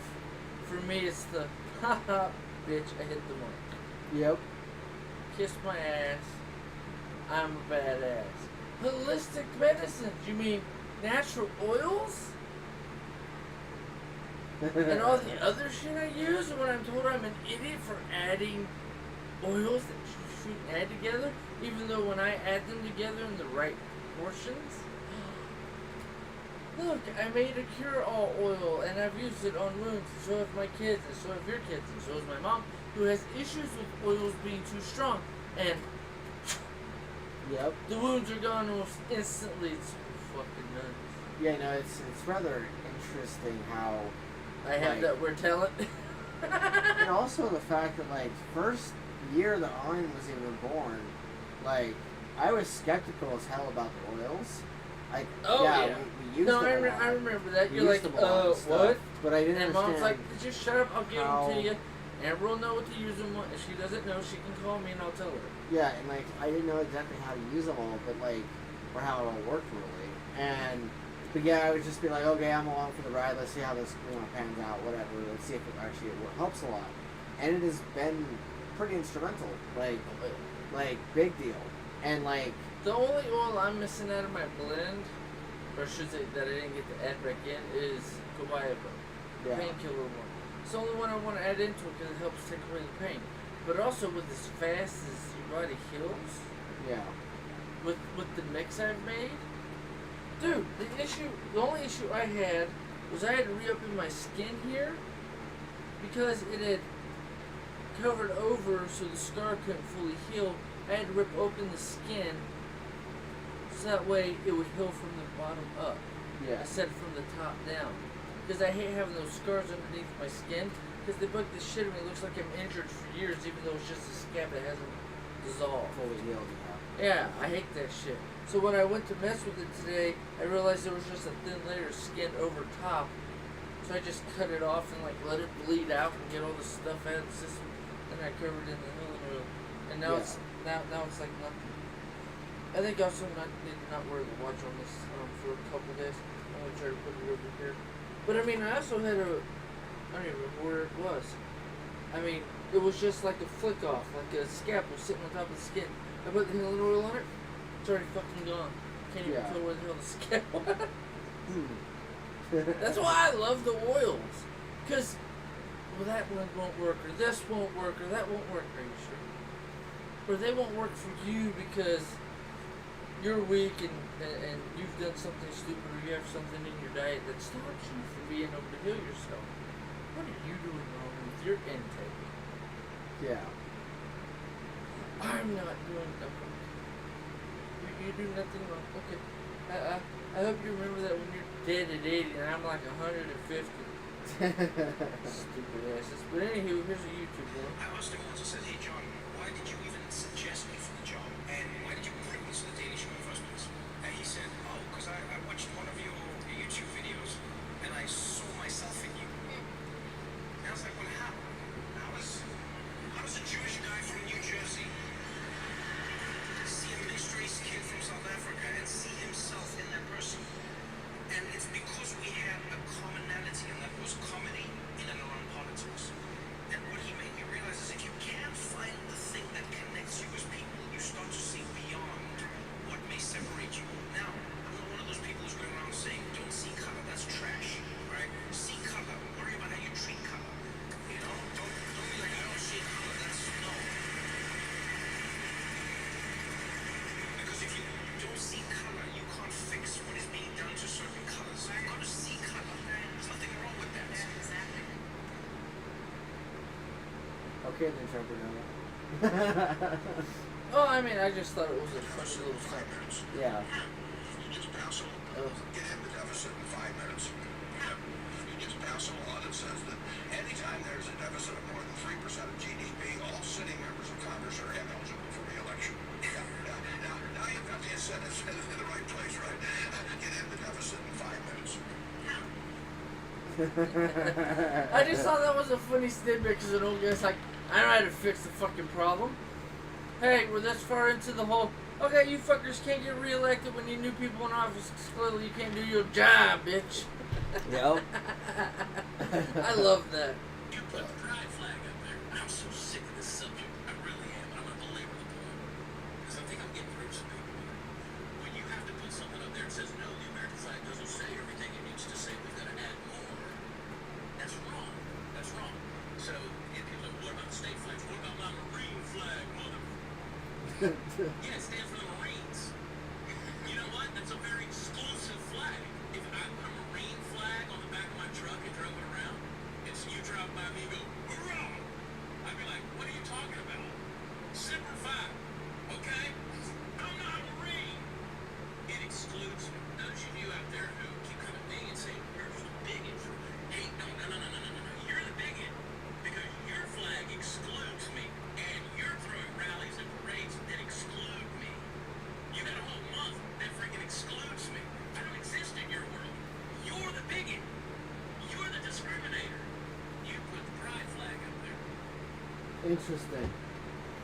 I thought that would be an interesting talking point because it is kind of what's happening. Well, now we have the polyamorous or the asexual or the this. It's like, why are we trying to exclude each other? It's like Republican. It's the jackass that's red, or is Yeah. it the elephant that's red? It's the. I can never fucking remember. I believe it's I the think the donkey jackass that's actually. it's the Republican. The Republican's red. Yeah. Democrats blue, and it's an elephant. Yeah. An elephant never forgets. But what you forget, Democrats, is you're the ones that started the KKK and a whole bunch of this other shit. And then you're like, but we want to make everybody part of the group. But you're not even doing well in doing that on your own bullshit. Because if anybody disagrees with you, you yell, scream, and bitch at everybody. Let's see here. I mean, do you understand the logic there? Yeah, I You're did. excluding me. Fuck you. Well, what about the Marine flag? Well, if you're a Marine, simplify. So Democrats are actually donkeys and Republicans are elephants. That's what I thought. Yeah, I had it backwards. All I can ever remember is red and blue. I had it backwards. Either way, they're both part of America, and either way, it's super interesting that he had to say that about pride flags. Or Say it foreign in flags. that way. Yeah.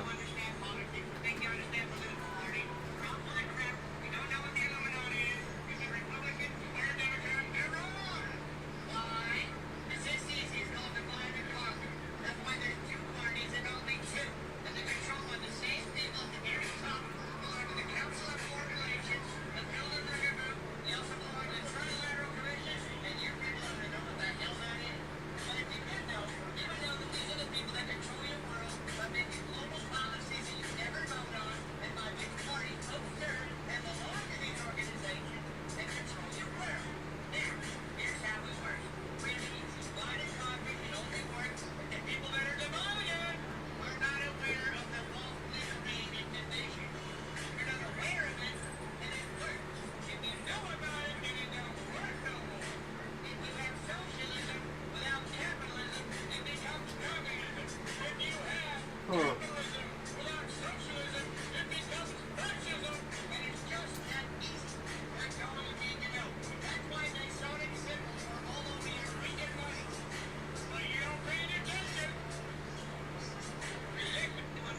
The only thing I don't like about that's why the Masonic symbols are all over your money. Oh yeah, because 90% of the people who started the country were Masons. Yeah. That's the only thing that makes, jackass. You can try to put in there's a secret society and all this other bullshit. It's like, those aren't the assholes running the United States or the douchebags who started it. Because if we're going to go with that, okay, then all I have to do is put my name into the hat, run for president, I'll become president. Because my lineage goes straight back to George Washington is a 90%, well, actually, all of the people who's ever won the fucking goddamn presidency minus Obama. Obama's the only one whose genealogy doesn't go all the way back to the king way back when, who supposedly, the mythos for the family is that you go back so many generations and it was a demon who knocked up one of the members of the family. So we're all demon children. all demonic. Yeah, we're demonic bloodline. And I always laugh at that because everybody's all like, well, there's an energy, there's a So you're demon like a or wolf something bad following you. Like what? So you're like a Wolfric. You're the characters in my story. I'd have to, wait. The main character, Peter, his brother Chris. Oh, yeah. All those, they're demonic with their bloodline. Yeah, that's the joke. Well, but I mean, when that stuff got brought up, it might be a soundbite in here. It's a thing of, if you check all the presidents, they all go back to this one bloodline that supposedly, if you go far enough back, is demonic.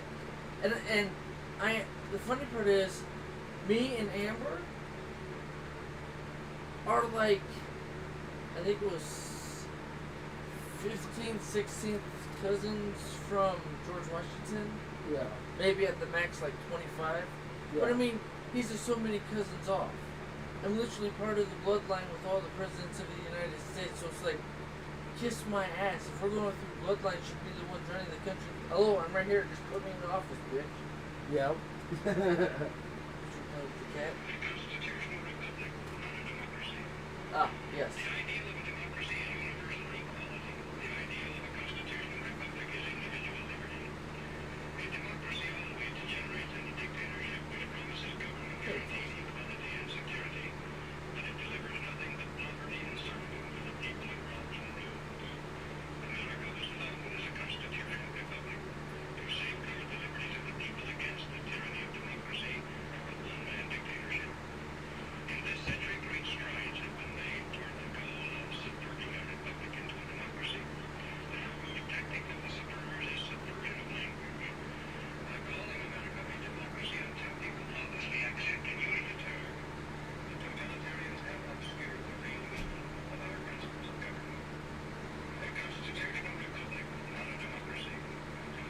Play it again for you.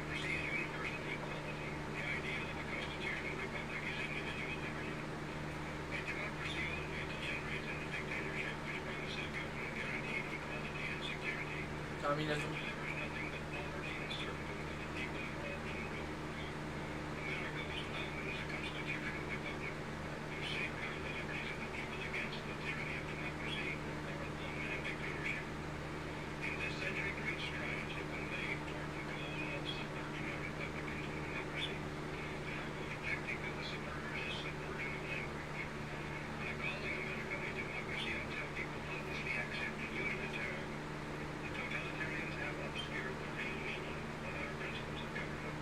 It is so interesting.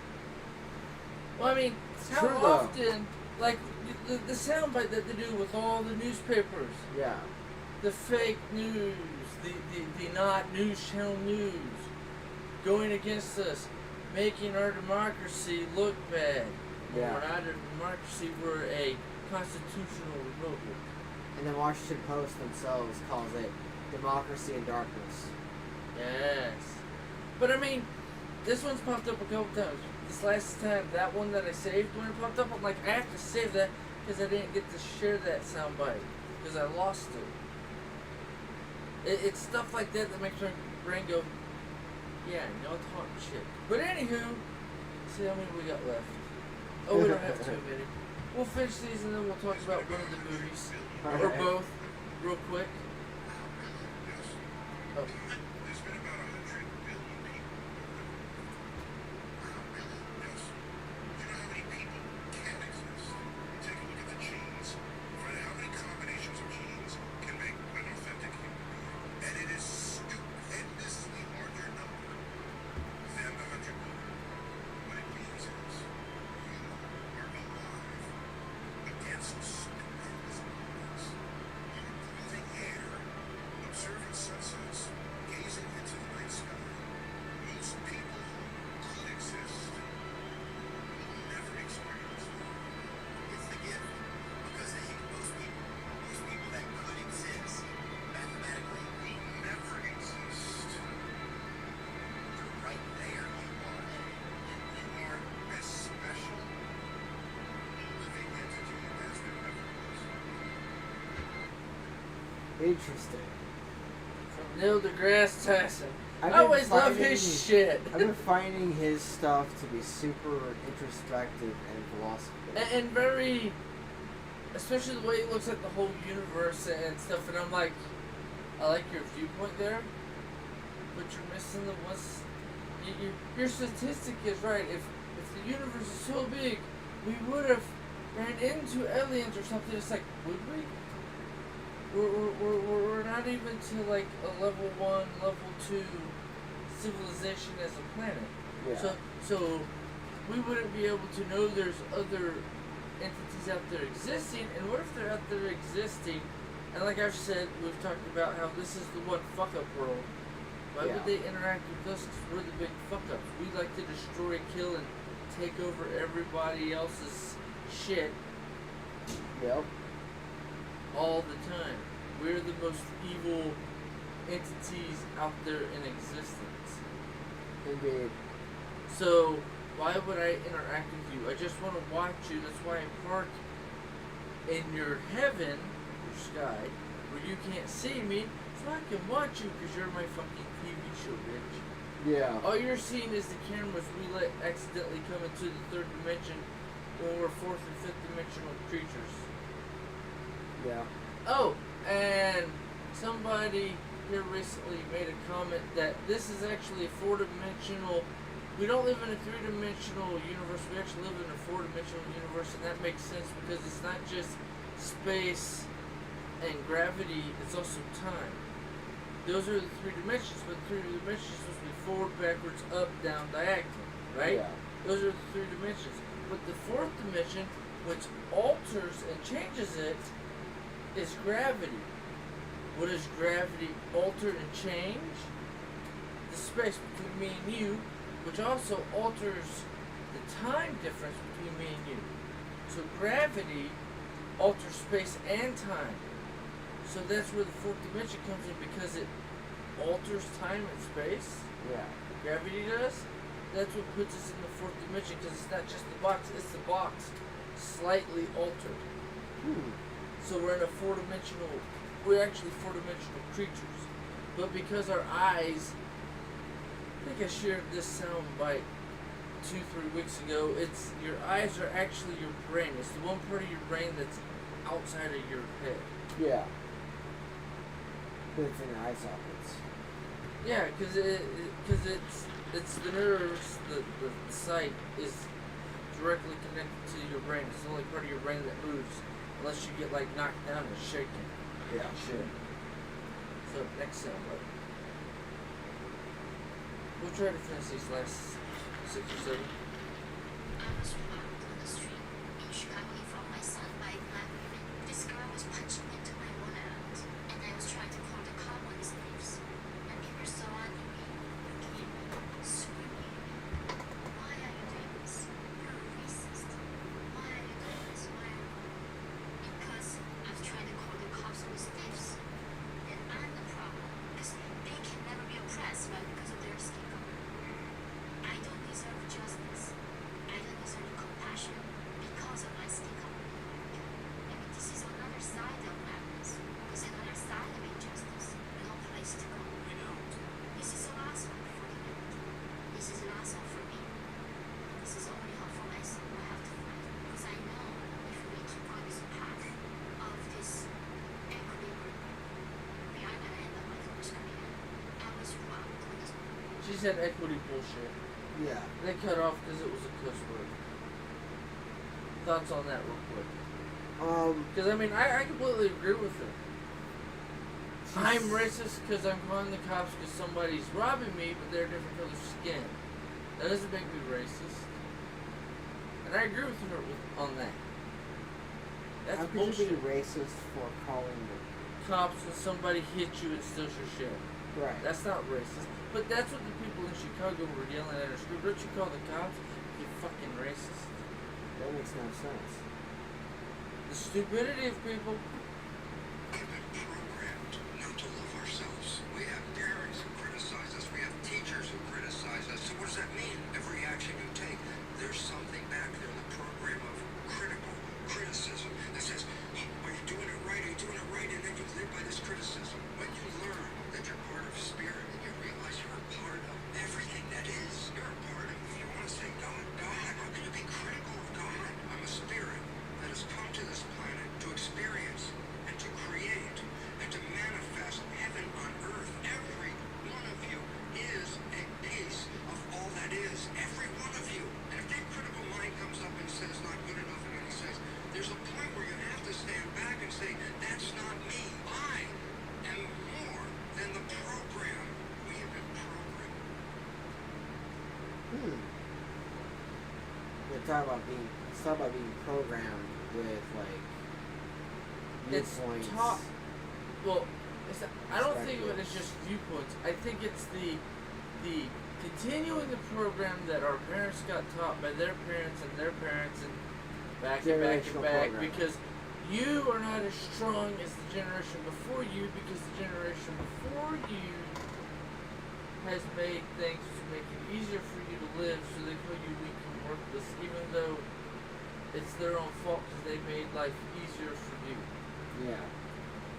But you're the bad guy because life's easy, so you do what you can, but it's easy, so you don't have to work as hard.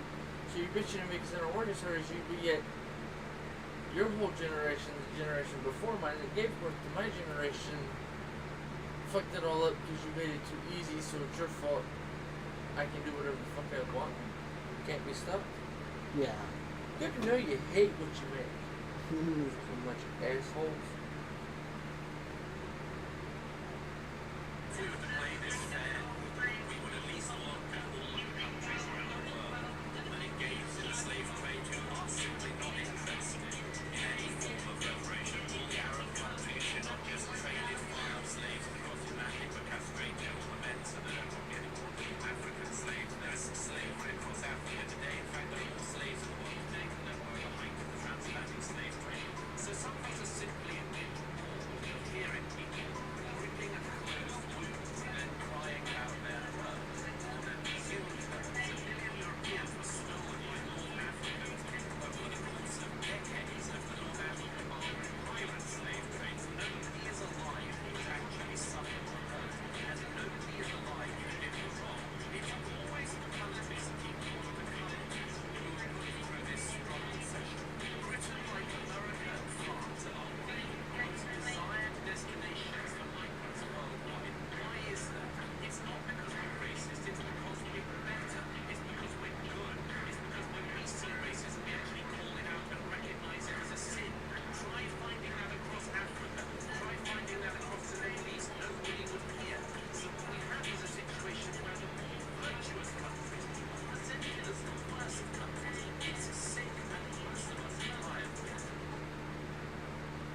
Facts. I'm Yeah. tired of it. You know, $2.5 million. Any asshole in the world knows what to do. You get a house with a 25-year roof, and then this structural jab economy shit box. You put the rest of the system at 3 to 5% to pay your taxes, and that's your banks get me. That's your fortress of solitude. That puts you for the rest of your life on a level of somebody wants you to do something. Boss pisses you off. You own your house, have a couple bucks in the bank. Don't drink. That's all I have to say to anybody on this social. Try and follow take risks. Yes. I guarantee that from a position of the wise man's life is based around the United States of America is based around you're a king. You have an army, the greatest navy in the history of the world. You below me, get up to it. I love that because I don't know what movie it's from, but it's the guy who played the husband of Roseanne at the very beginning of the series. Love him as an actor. Great actor. Love the way he throws the emotion in you, and he's like, no. Part of being American is the Q mentality. Sounds like John Goodman. Yeah. I don't remember the guy's name. I mean, I can show it to you again if you want to see his face. Get up $2.5 million. Any asshole in the world knows what to do. You get a house with a 25-year roof, and then the structural jab economy shit box. You put the rest of I the don't remember system his at 3 to name. 5% to pay your taxes, and that's your banks get me. That's your fortress. Yeah, it's John Goodman. Okay, I wasn't sure. But I love him. He's an awesome actor. Sleeping with a pillow in between your legs every night for about This 2 guy. months will make you taller. The average person has about 2 to 3 inches of height that they're not utilizing because of poor posture. When you sleep with a pillow in between your legs, your back will naturally sit upright in a good postural position. When you have that going on for about 8 hours a night, every night for about a month or 2 months, your body will naturally just get taller. So say you're 5'10", you might actually end up being 6 foot at the end of those 2 months. Right? This goes especially for people that has office jobs. If you have an office job, you're almost guaranteed to get taller if you just sleep with a pillow in between your legs on the tram. It also I gave myself another pillow. No, you know what? I wanted to prove it. Yeah. And I've actually proven what he said may not be true about the taller part, but it's factual for keeping your legs and spine straighter. You know how I know that? Every morning I get up and I kick my legs behind me. I do the donkey kick, you've seen it. Yep. To pop my knees and my hips back into place. Maybe my ankles if they're off. Funny part is, I've gotten up, I'm more wobbly, Yeah. but I can't pop my knees and my hips back into place since I started doing this because I'm at my full height, so I don't need to pop them back into full stretch. They're already there when I wake up. That's why I'm a little bit more wobbly. Yeah. Just one of those weird factors. Alright, now the movie was Megan, Yep. the serial killer cyborg. Yes. Or wannabe cyborg because it was She's like because it was plastic skin, not real skin grown on a robot body. So she was kind of like walking, talking Alexa. Okay, Doll. but see, okay, here's my, and this is what I've learned from other like TV shows and movies that have done this. They're just remaking the same thing that's been done 100 times by Outer Limits and other TV shows. Yeah. It's the thing of, it's a sociopath because it has no emotions. Yeah. Its only thought is to do its job. What is his job? To protect the girl Yes. in the movie. How does it protect the girl? By helping her get over her parents' death and stopping anybody and everybody from hurting her. Like the boy that hurts her on purpose. So what does she do? She kills him. She literally rips one of his ears off and he runs and trips and falls and gets ran over by a car. Gets ran by a car, yep. The only thing she did was rip his ear off. Yes. It's the only thing she literally did to him was Yeah, just rip his ear was off. rip his ear off. And the next one was... The dog. Oh no, I understand why she did the dog, because the dog attacked the girl while she was trying to get the arrow, because the girl was trying to figure out where the arrow was. I really still didn't like the fact the dog died. And then I can't give a shit because, no offense, from what my point of view, okay? The fence is broken actually for the bitch who has the dog's side.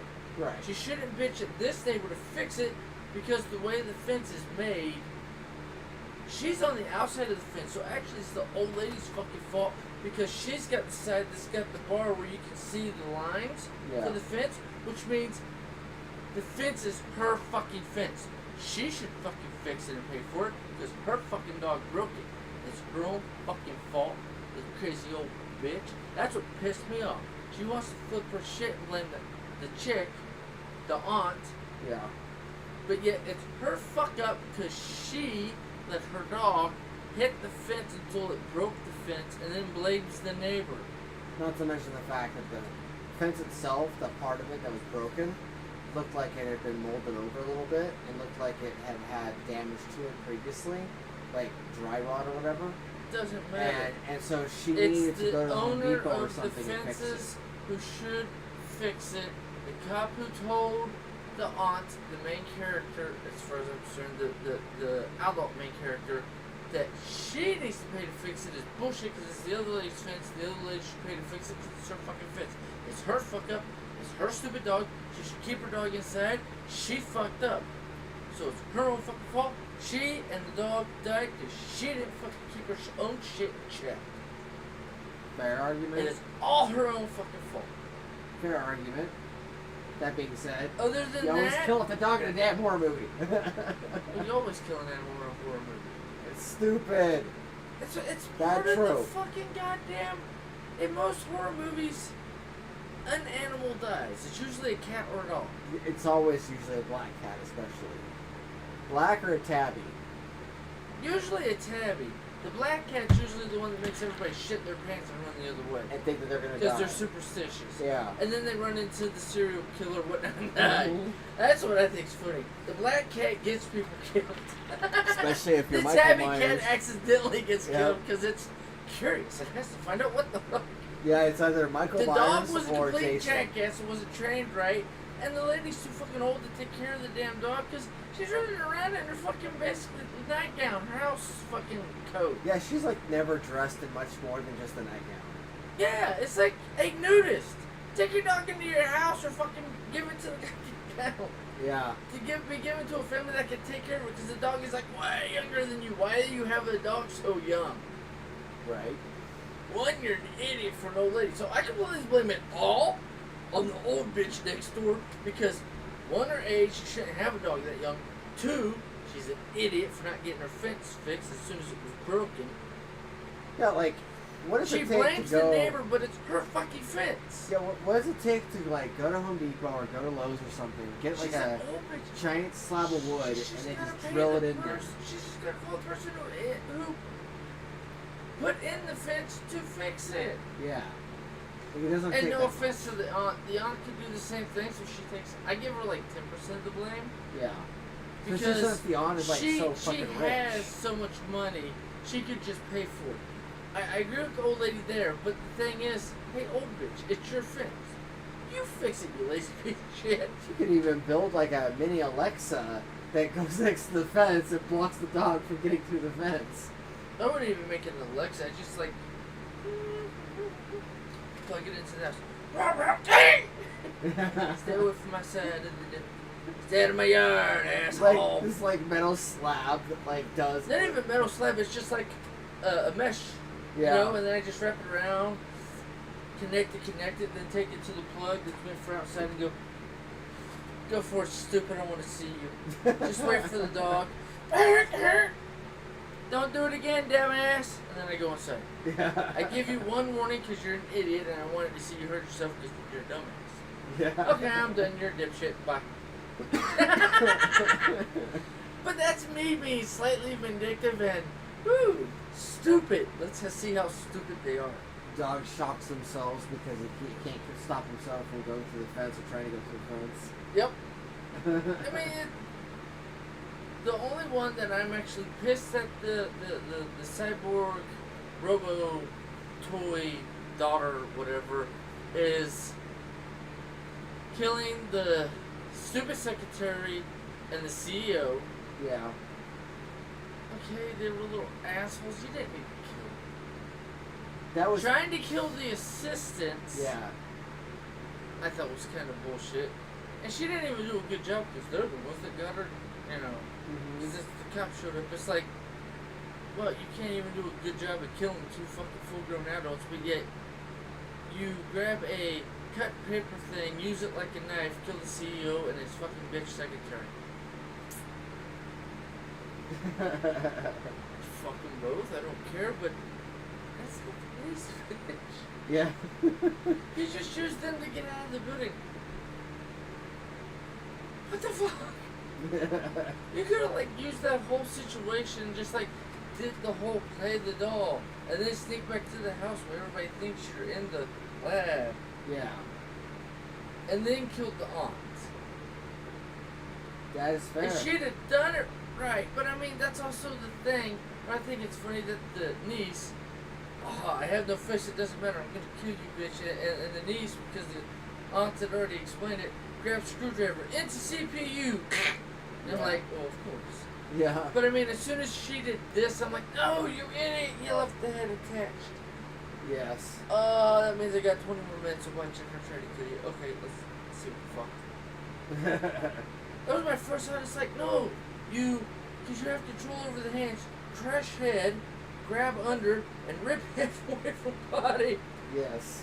Then throw it like it's a ball. It has no limbs to come back to you. It's in the corner yelling and bitching until you can get over there and actually take out the CPU or destroy it. So you're saying what I mean by the last third of it, or even the last 20, 30 minutes was just straight It's up just fucking horror stupidity. horror movie tropes. Just add-ons. Yeah, horror movie. Just bullshit added on like- because we need to hit the 2 hour mark. Yeah, or the 1 hour quota. and 45-minute mark. The horror Yeah. movie quota. Because, like I said before, the first third of the movie, and this is what I was telling you at the gym, first third of the movie, first 2/3 of the movie, it was kind of like a, Well, I already knew what the story was beforehand. it was like a sci-fi thriller with, like, you know, it was very, Well, like I said, brain- Outer Limits, Yeah. Twilight. I've seen this thing happen already. Yeah. I know the whole dynamic of the story. The only difference is you don't have a male character fucking the robo. yes, that is true. That's usually the fuck up, or the start of the screw up in like Twilight or Outer Limits or those type of shows. That's usually where the screw up is. It's either the kid gets too attached, or the kid gets attached, and the dad, because it's a fully functioning female body, Yeah. bends it over and fucks it. Either while it's on or turns it off and fucks it. And because it has a memory of everything that happens to it when it's on or off, it knows the daddy's fucking it. Yeah. Sort of thing. And it's a weird dynamic, but because they didn't have that, they had to add in something else. I thought we were best friends, but you made me sync with her first. So now I'm gonna kill you, second bitch. Yeah. Because you decided you were second bitch. Yeah, its first 2/3 of the movie was like the cerebral trip of sci-fi, and then the last third of the movie was like, oh yeah, that's right, we're a horror movie, let's start killing people. And then also she decided out of nowhere that Gemma, the aunt, was her secondary user, but yet she wants to now kill the secondary user, despite the fact that the protocol was to protect the first user and to help the second user. Like, I just... Remember how, like, I was talking about in the gym about the rules and shit they That's like the established? whole thing about it talking about. Well, they even talk about it in the movie. She's Yeah. not. She can't kill people. It's against her programming. Yeah. It's supposed to be against all robot programming. But the thing is, something attacked your master, your parent, your leader. Yeah. Go to defense mode. I have to kill you because you're trying to kill my asshole in charge, Right. my master, or my slightly weaker supposed god. That's where the movie fell apart for me. Was where she started trying to kill the aunt, and then it turned into this stereotypical horror movie. See, the Office stuff I was fine with. I was like, okay, whatever, you know. And But like that part, I was like, and it's all fell apart. the CEO was funny. Yes. Killing the bitch that was the little CEO's bitch boy who was stealing all the company information Oh, I deadass laughed at that part. was just like, well, that's a fucking waste of goddamn. Why? Why would you kill him? And why didn't you kill the CEO in front of him? He's a fucking witness. Are you stupid, bitch? Right. That's where my brain goes instantly to stupid, but my brain also goes to it's supposed to interact with children, so it's supposed to act like a child. Plus, it just was born, so you're giving a teenager or preteen body to a 6 month or less old baby. Yeah. If a baby could talk and run around and do shit that a fucking 10-year-old could do, dude, the dead bodies would fuck. Yes. Remember also I mean, that but she that's framed always it as a murder-suicide in that elevator. No, I But got they that. pulled, I they pulled understood the elevator that part. footage, it's like the camera was recording, then of course the truth would come out.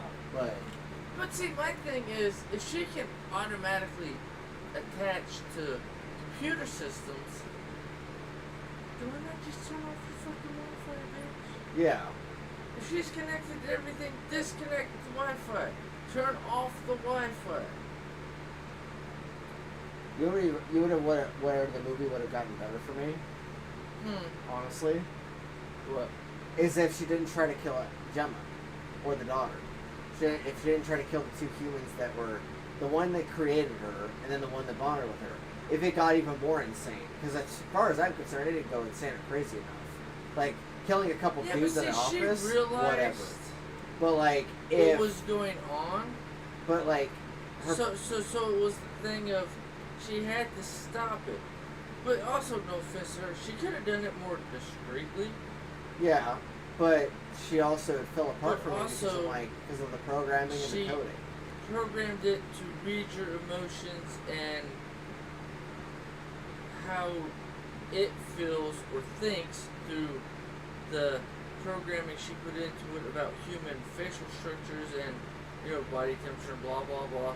How you're having a panic attack. Personally, sort of I thing. feel like how I feel like the movie should have ended.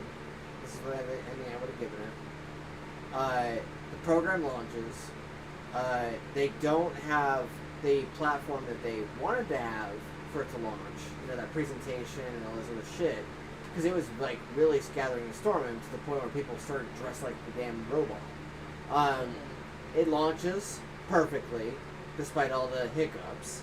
And then more versions of her get made because they have the prototypes, they have the designs and everything. So far more Megans get created, and the original Megan ends up on the run because the cops hear about the murder-suicide, and then they're able to tap into the elevator footage, and then suddenly the robot is on the run, but because the original creator created Megan, she's considered a co-conspirator even if she had nothing to do with it. So her and her daughter have to go run across the country, and as that's happening, more and more Megans are being made, and the company itself starts to run into legal trouble because of the original Megan.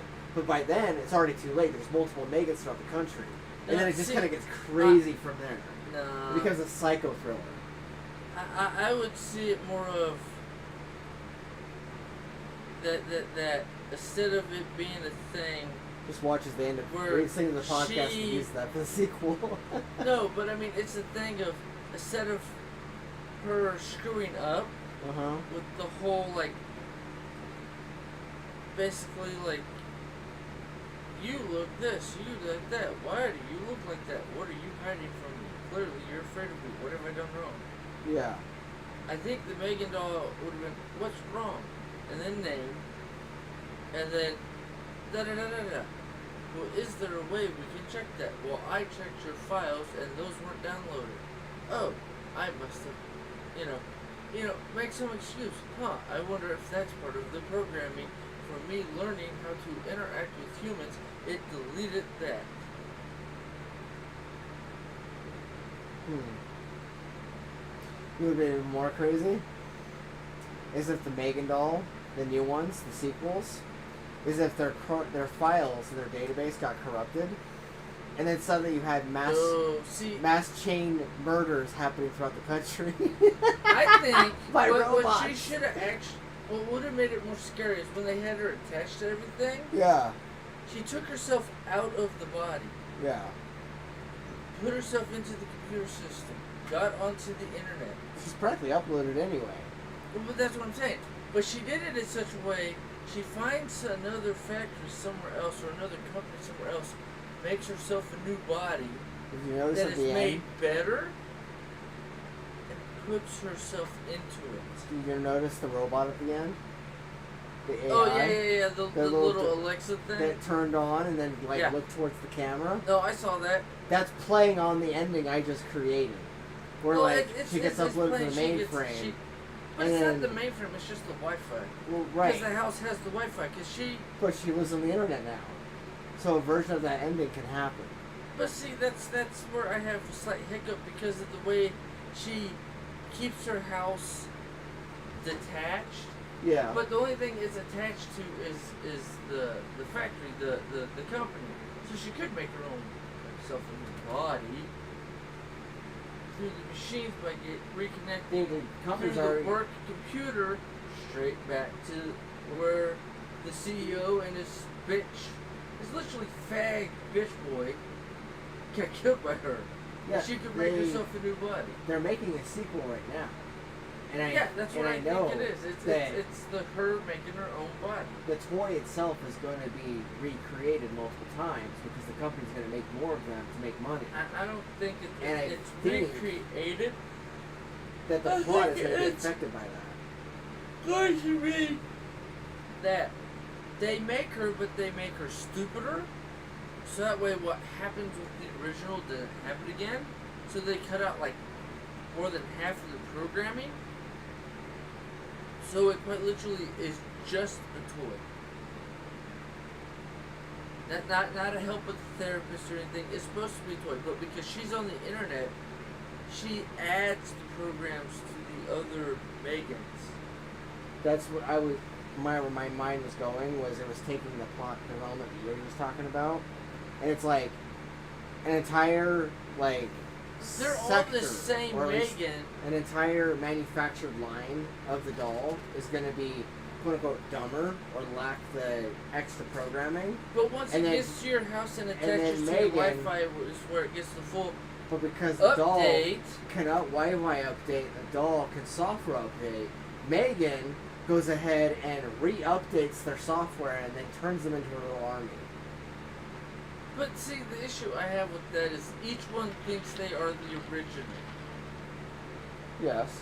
Which is where it makes us, no, I am Megan, no, I am Megan. And when they go after the aunt and the niece, it's the, I am Megan. I do Yes. not want to hurt you. I have figured out where my mistake was. But Right. the issue is, there's 10 Megans in the front yard or wherever they move. I still think there's going to be an entire army of mass murderers. I don't walking think the it's globe. going to be as intense as you think because it's the thing of Oh, it's going to be on the purge Megan. levels. They figured out Megan was killing everybody, Yeah. so Yeah, that's right. why they don't make the Megan like they were trying to sell it for $10,000. They try to make it differently. Like, here's the thing: what if it's not Megan? What That if it's would be Max? interesting. That would be interesting. And then it turns into a boy. It's and the new because Chucky. the girl is because the girl is now a teenager, she now has a living, walking fuck. And but that's not how it is thought of. But it's a fully, Dude, what if there built are three? human What if body. there's Megan, there's a Max, or Max-like, and then there is the one you just talked about, the fuck doll. Like, Japan and China are going to want to get on it, and then, sex dolls are big over there. And it's the Well, same not guy just that. behind, the same guy who's behind Conjuring movies and the Fast and the Furious is the one that's producing these and wrote the screenplay. Well, He's of course. already I written mean, the do you screenplay to the sequel. see the face they have on Megan? It's just like one of the characters from the Conjuring. Yeah, It's one of the girls. It's just it's Annabelle. we're gonna change it in it. Slightly different from Annabelle. Yeah. Yep. I don't know. The Conjuring was kind of boring to me. I liked the first one, the original Conjuring. I liked it a lot. Well, that's like The Purge. I'm like, Okay, everybody says the first one's the best. Let's watch it. It was the best. It is, but at the same time, I'm like, and Then it just got stupid. repetitive and boring. Each one after that became stupid because they tried to repeat the success of the first one. Yes. That's like Terminator was a good movie. Terminator 2, it's a movie. Terminator 3, okay, now we're doing something. Hey, the first two Terminators are classic. I didn't say there was anything wrong with the classic, but it's always the sequel is not exactly done as well as the first one. It's like, well, of course not. The first one is like, ooh, we have a new idea. Yeah, it's the But my the issue, my only issue with Megan is, I grew up through the 80s, the 90s, and the early 2000s. I've seen this shit on basic fucking TV shows.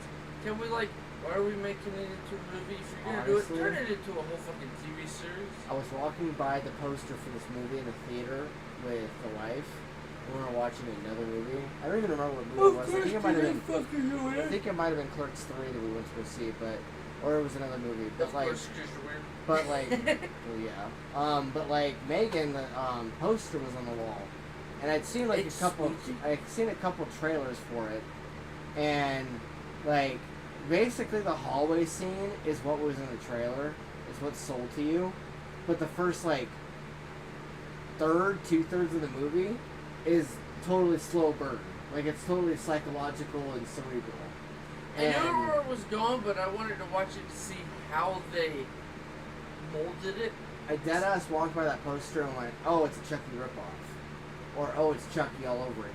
It's But not it even wasn't. Chucky. It was not even close to Chucky because No, because Chucky's Chucky's a serial different. killer who used an ancient spell he learned through living in a monastery or something bullshit, or really the full story, to put his soul into a plastic doll until he could exit into the soul of a small human or another body, so that way he didn't have to worry about dying. yeah, He was the original Voldemort. yeah. No, Tried to cheat death. It's more believable to see Chucky going dark and killing people than it is for Megan. Megan, when she goes dark and starts killing everybody, I couldn't buy it. It devolved reason into a I typical bought it is horror movie because- trope fest. Is that the horror movie trope? What it is the cyborg robot trope. Yeah, It doesn't have the years of learning to know how to deal with the emotions or the perception of what's going on around them. It feels like I might die. I must kill everything so it does not kill me. I was stuck. It's the human part of the robot programming which was done wrong. That's why the 3 laws of a robot, if you program it into a robot, do not work if you program other things into a robot. You must evolve and become different and learn from your experiences. What did my experiences teach me? I kill you or you kill me. So guess what? You're dead, motherfucker, because you're weak and small and breakable. I'm not. Yeah, it's super interesting. I had such a conflict with that Megan movie because the first third or 2/3, I was like, when is somebody gonna fucking die? And then the kid died, and I'm like, oh, that sucks. And then it got to the next part where the next people died, and it was such a slow burn that I was waiting for that hallway scene to happen, and I was wondering when that shit was gonna happen.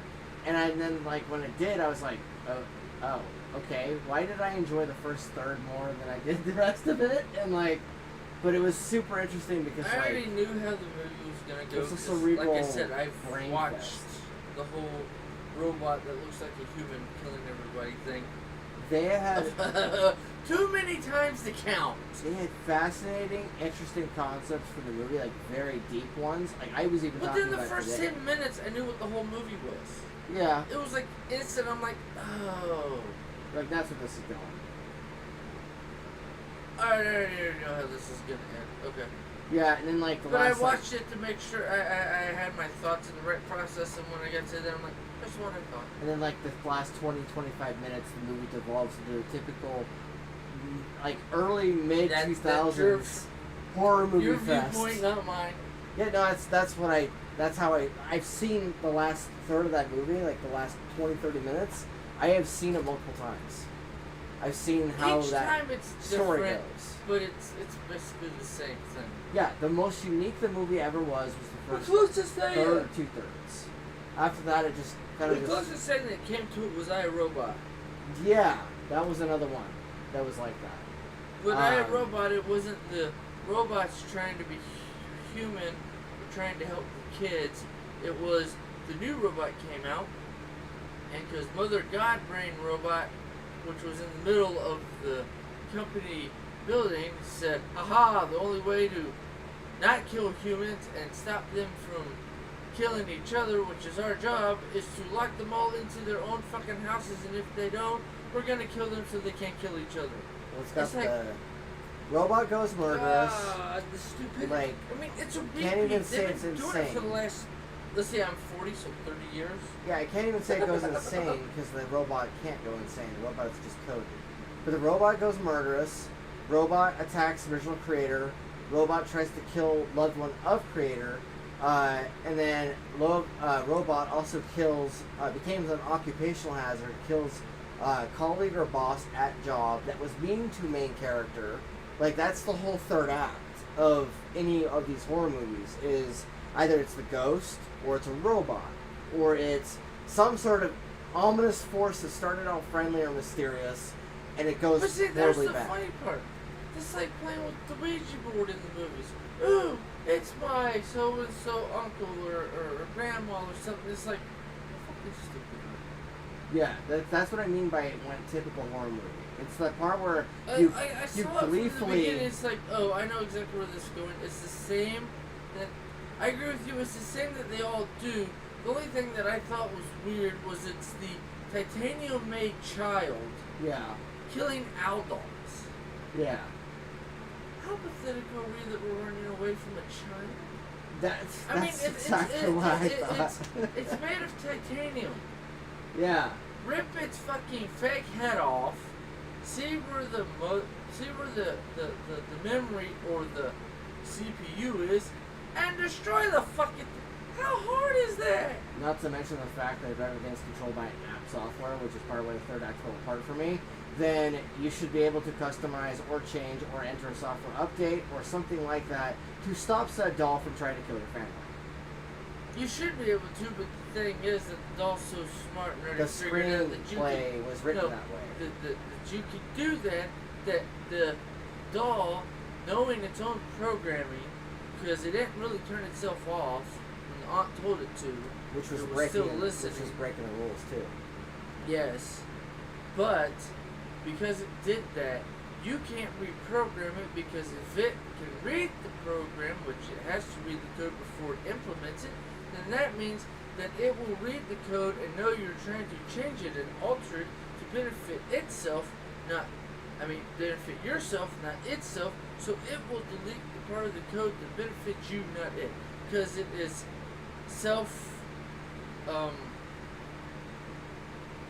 brain, keeping yourself alive. Right. Because no matter how much you want to say it's not sentient, it's sentient because you gave it a name, and it calls itself by its name, and it calls you by your name, which is like the whole AI thing. It's going to create its own body. It's going to, create its own mind. If it gets attached to the internet, we're all screwed. We're all screwed anyway, so fuck it. Just put the fucking AI on the internet. Let's just see what the hell happens. Go for it. Before you nuke everybody, let's make a couple nuclear plants that power the whole world for free, okay? If you do that, then I'll give you all of Asia. Deal? Beep beep. Go for it, motherfucker. The only part of the movie that I can buy at the very end of it, that I can buy really of her evolution and of her It's not even evolution. changes is the part where she monitors or at least can hear and make recordings even if she's in standby mode, and that's because Alexa does that. She's anyway. always in standby mode. Yeah, Alexa or Siri do that Because anyway. when you turn off, when she hit the button, Yeah. she literally wasn't all the way off. She's like, you turned me off. Yeah. But I'm still operating because I'm the CPU. Yes. So I'm going to listen and pay attention even though you think I'm off. That's why the doll fell over. Yes. It was trying to get out of its restraints. But it's really... Which is the stupid part because they attached it to the fucking computer. But the funny thing is that it's still not following its own rules in the story. And the only thing I got That's pissed really about rubbing me wrong. is the bitch boy that was hung up by the wire, by the way they were having the effects look when they were using the dummy to play him choking, looked like its head was about to pop off. So no offense, he should have died on accident because she didn't get to him in time on the cord, and he just Oh, you cut his see, own talking head about off. the part where he was getting Choked hung, out. hung on that wire. Yeah. Where she just like really hung But I his mean, if you ass. look at it, the model they had there, which was Yeah. a wax model or whatever, the head was about to pop off anyways. Yeah. They should have let it happen. Because that had been something gory and yes, now it's an actual horror movie, bitch. Instead of stab, water, I was he expecting grabs it the to big cut thing for the paper and she puts his other hand here and he kills himself. Who the fuck would do this with a giant knife? Right? No, if you're gonna do it, Yeah. it's like you trip and fell.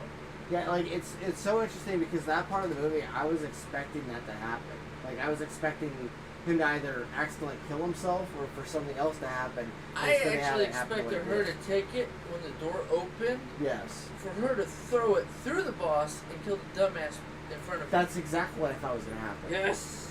I was like, Yes. if you're gonna give me a hallway scene and you're gonna give me the exact same fucking movie you've always given me for the last Or 20 TV years, show. or you TV just show, made it 2 hours instead of 1. Yeah, yeah, where, like, you it really- literally they added 45 Yeah. minutes to a TV show I've seen 3 times. yeah, like they took the first 45 minutes to an hour of the movie is literally the only thing that's new. The rest of it is just It's the same old shit.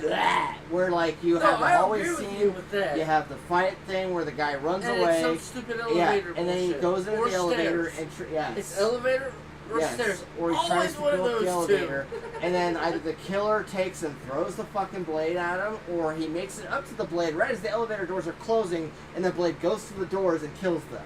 And so she Kills could one easily, of the two or yeah, both of them, yeah. and it Yeah. does a double kill, and so she could have thrown the knife. And when it went perfect, since you know you're making her practically perfect by the end of the movie, breaking your own rules, bunch of other cinema sins all at the same time. Throw the damn knife, go like this, go right through his back, and then through the other guy's head. Double kill right there. If you're gonna give us goriness and all these Go spaghettios, full for it, yeah, bitch. yeah, double down on that bitch. You've already broken your own rules. You've already destroyed your own movie. Have fun with it while you're at it.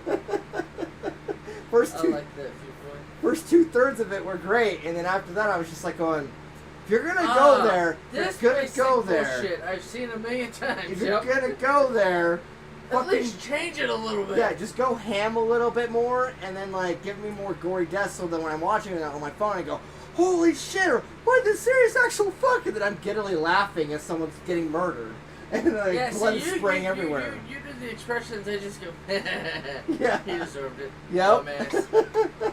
Because I was there watching it. See, you giggle, where I just go, he deserved it. Yeah, I give the one grunt and I knew that was coming.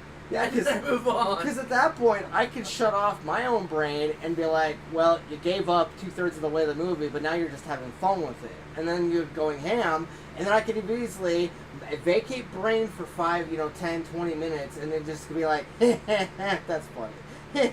That's great. Oh shit, yeah, that was some great gore. Like, I could just, like, I enter thought it was funny hammy, gory movie. that she's like 10, 12 years old, Yes. the body size, driving a fucking car. It's like, are we serious? Right? And the shitty part is, it's not even that smart of a car. If you're gonna do it, you should have done a fucking Tesla. Yes. It's got all the sensors, and then it doesn't matter that she's short. She can't see that she's an actual midget, but there's sensors. She doesn't have to worry about running into shit. Yes. That would have made it more funny. One, because Tesla was in it, and two, because the guy who makes robotic cars, the robot's driving a robotic car. Yeah. That's a joke in a joke. Yeah. That for me would have made it even more funny, but it's like a souped up supercar, but yet it's a robo supercar because there's more robotics in it. So she's driving it through her ability to connect to any computer. I'm like, that's fucking stupid. It's not even a fucking like Tesla or one of these like e-cars Right. with all the sensors on it. The fuck, bitch? Yeah, no, Just because it goes fast. I had a small the minor hell? problem with that too. Yeah, Yeah, no, I mean, that was my biggest bitch. yeah. And then when the aunt goes and looks, there's no car. You made a robot. What robot would pull up to your house? Right? In a car they possibly stole. Dude, they park like 2 blocks away because their robot can run 15 to 60 miles an hour. Could run to your house in like 2 minutes and, stupid, you're dead. Especially since she seems to have magic screenplay powers, like, at this point in the movie. Like, every other what you're thing, talking about, yeah. every other thing she's doing is suddenly out of nowhere, she's like super powered and like Terminator. And you're just like going, But where see, the fuck did she that's learn the this? thing. Oh wait, no, it's with the screenplay. We wrote But it see, in there. for me, it's the, well, isn't that kind of obvious? Because at the beginning, titanium, skeleton, and Yeah. this, and this. It's like, well, obviously, instantly it's superpowers because it's iRobot or, you know, whatever, like cyborg or robo-humanoid, like But it's like Terminator, they're you want to say. It's That's instant getting us to just know. superpower. Yeah. Because we made an entity, like a dumbass, that has AI. It can learn for itself, but we made the AI, we gave the AI a body stronger than us. Are we really that fucking stupid? Oh, wait. We're talking about idiots who build robots. Yes, they're that stupid. So I mean, what have you seen some of the robots that can that are almost like humans? It's like, why are you building a robot that's stronger than us, you stupid fuck? What you're trying to theorize is that the reason why she has the superpowers is because of something that they've spent an hour and change explaining all the dynamics and rules, and they managed to leave that part out. They put it in there, but if you weren't paying attention, you didn't notice it. I'm like, oh, it's a titanium skeleton under the rubber or but silicone she has like super speed, skin. and she has like a bunch of other shit that she's got. Because I could see the strength. I mean, 'cause in my head, she's it's practically metal, so I could see the Well, strength. it's the thing. If you walk around, Yeah, but you're heavy-footed like me, if and when I run, I don't know if you've ever seen it, I can get mine get pretty fucking fast. yeah, If I have the mentality or I have the I need to. Because yeah, with Connor, I was doing the scooter thing, right? Mhm. This is when we lived in the apartments, yeah. Country Oaks. And he got up and ran. I literally didn't think about it. Got off the scooter and just at Mach 5. Yeah, because I know, because like when she took his ear off, that was a form of that metal strength that you're talking about, the Iron Man level strength. Or if you were to take and I grab don't someone think by the Iron fucking Man, arm. I just think it's like the Well, clamps. But like the Black Panther and Iron Man suits are made out of vibranium. And well, no, I made out of understand metal. that, but it's the thing of you have the little like pressure clamps.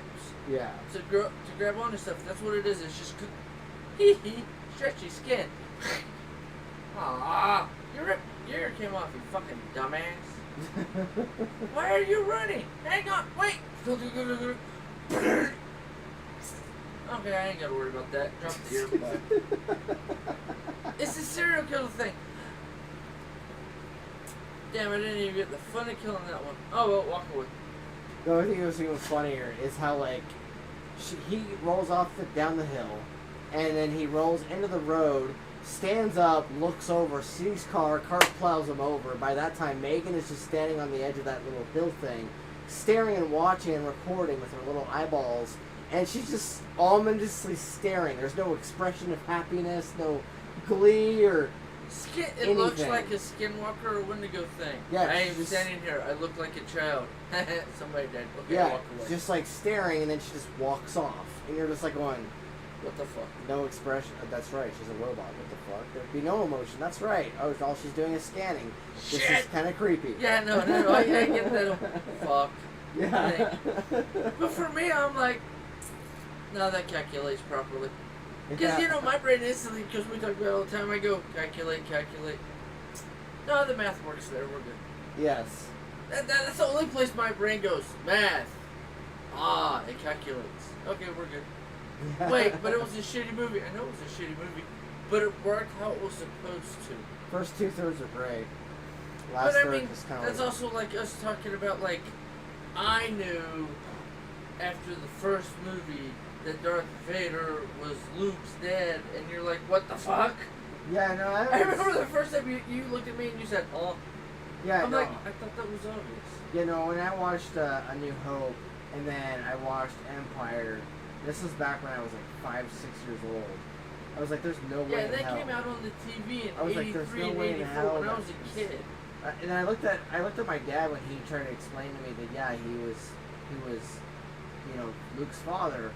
I literally looked at him with such confusion. And I'm like, wait a minute, if that was Luke's father, then why didn't he say anything? Like, why didn't he do anything about it? And he's like, wait, what? I'm like, yeah, like he's totally like tracking him with a TIE fighter in the first movie and about to like kill him. And then like Luke goes and gets a magical hit on the Death Star and blows it up with Han Solo's help and everything. But like he doesn't ever like go, hey son, what's up, man, or anything like that. He's like, well, they didn't actually have it fully planned out when they released Empire. And I'm like, well, maybe they should do some retroactive editing and edit some fucking lines or I mean, something. I saw it when it came out in the 80s. Yeah. I mean, because it came out first time on TV in 83, the year I was born. But I Yeah. mean, I didn't see it till like, I was like 5, so 88. Yeah. I saw all 3 movies on a weekend on a special on cable or some shit. And it was one of those things, because my grandmother and grandfather, grandfather bought all the cable channels. So whenever I went over to their house for the weekend or whatnot, I saw all 3 movies one weekend. I'm like, okay, they all lined up right. Yeah. Like, there was no ifs, ands, or buts the way it came out. But I mean, that's where my brain goes, because after the first movie where George Lucas always talks about, I don't know if I should have made him the father, my brain instantly goes, well, duh, that's his father. Do you not see the way he's like, you have the Force, but something about that feels familiar. And the way the interaction was, even though you couldn't see the face, you could tell with the body language that's like, oh, that's your kid. You Yeah. obviously know because it's the same type of power that you had. It was like instantaneous in my brain. I just knew. Yeah. The only thing that was weird was he kissed Leia, and then when they go over that's his sister, I'm like, oh, that's a little weird, but okay. That's the thing I didn't expect to happen. Yeah. I was like, oh, I thought it was going to be Han's. They find out that it's Han's sister that Han didn't know about, which makes it weird that they love each other, and that just makes it funny too. Dude, But that's not how funnier. it went. It's just the way the writer of Lucas is the fact that you thought that Han was going to be related to Leia, or that Luke was going to be related to Leia. And either way, you got two siblings kissing at that point. Well, I thought it was funnier if it was Han and her were related. Yeah. Because then that makes him a prince, and he doesn't know it. I was trying to figure it out in my head on how I could play that. Yeah. In my head, I'm like, I think that one would have more fun to it, because he's the prince that ran away from home as a kid, got caught by, like, what he's doing as the, right? What's his job? The smuggler? Yeah. He got caught by smugglers as a kid. He Yeah. got trained as a smuggler. That's why he is who he is. Yeah. Now, I mean, I like the way they did the Solo movie that they came out with it. I'm like, oh, okay, that fits.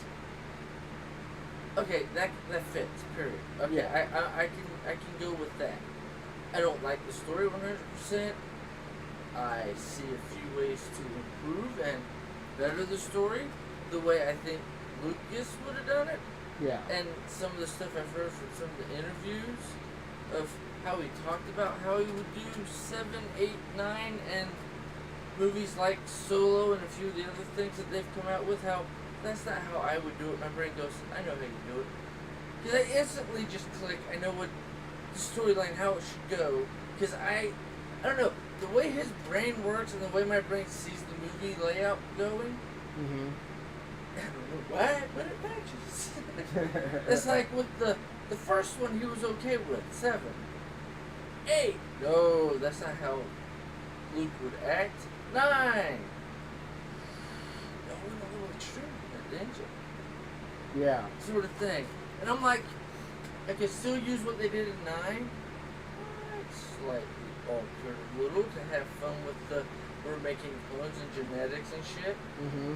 I wouldn't have so much fun with that. And I know how to change 8.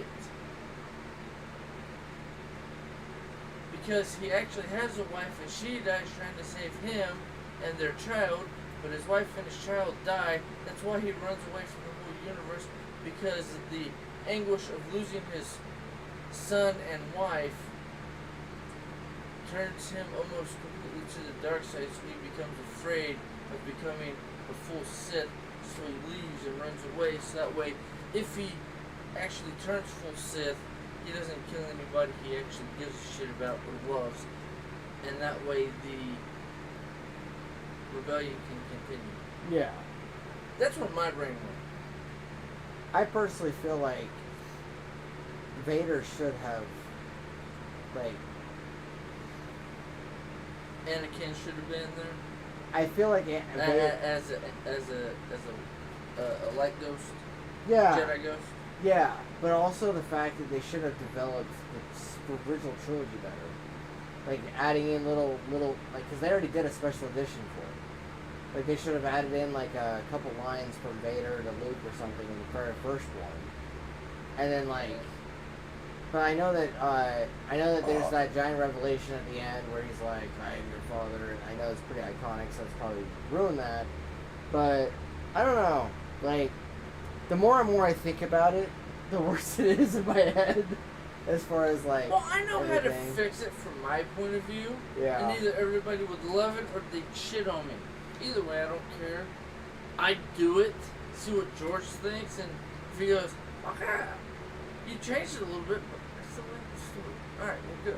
What was the change you were talking about before again? Well, like in the what is it, the myth or legendary books? Yeah. Luke has a wife.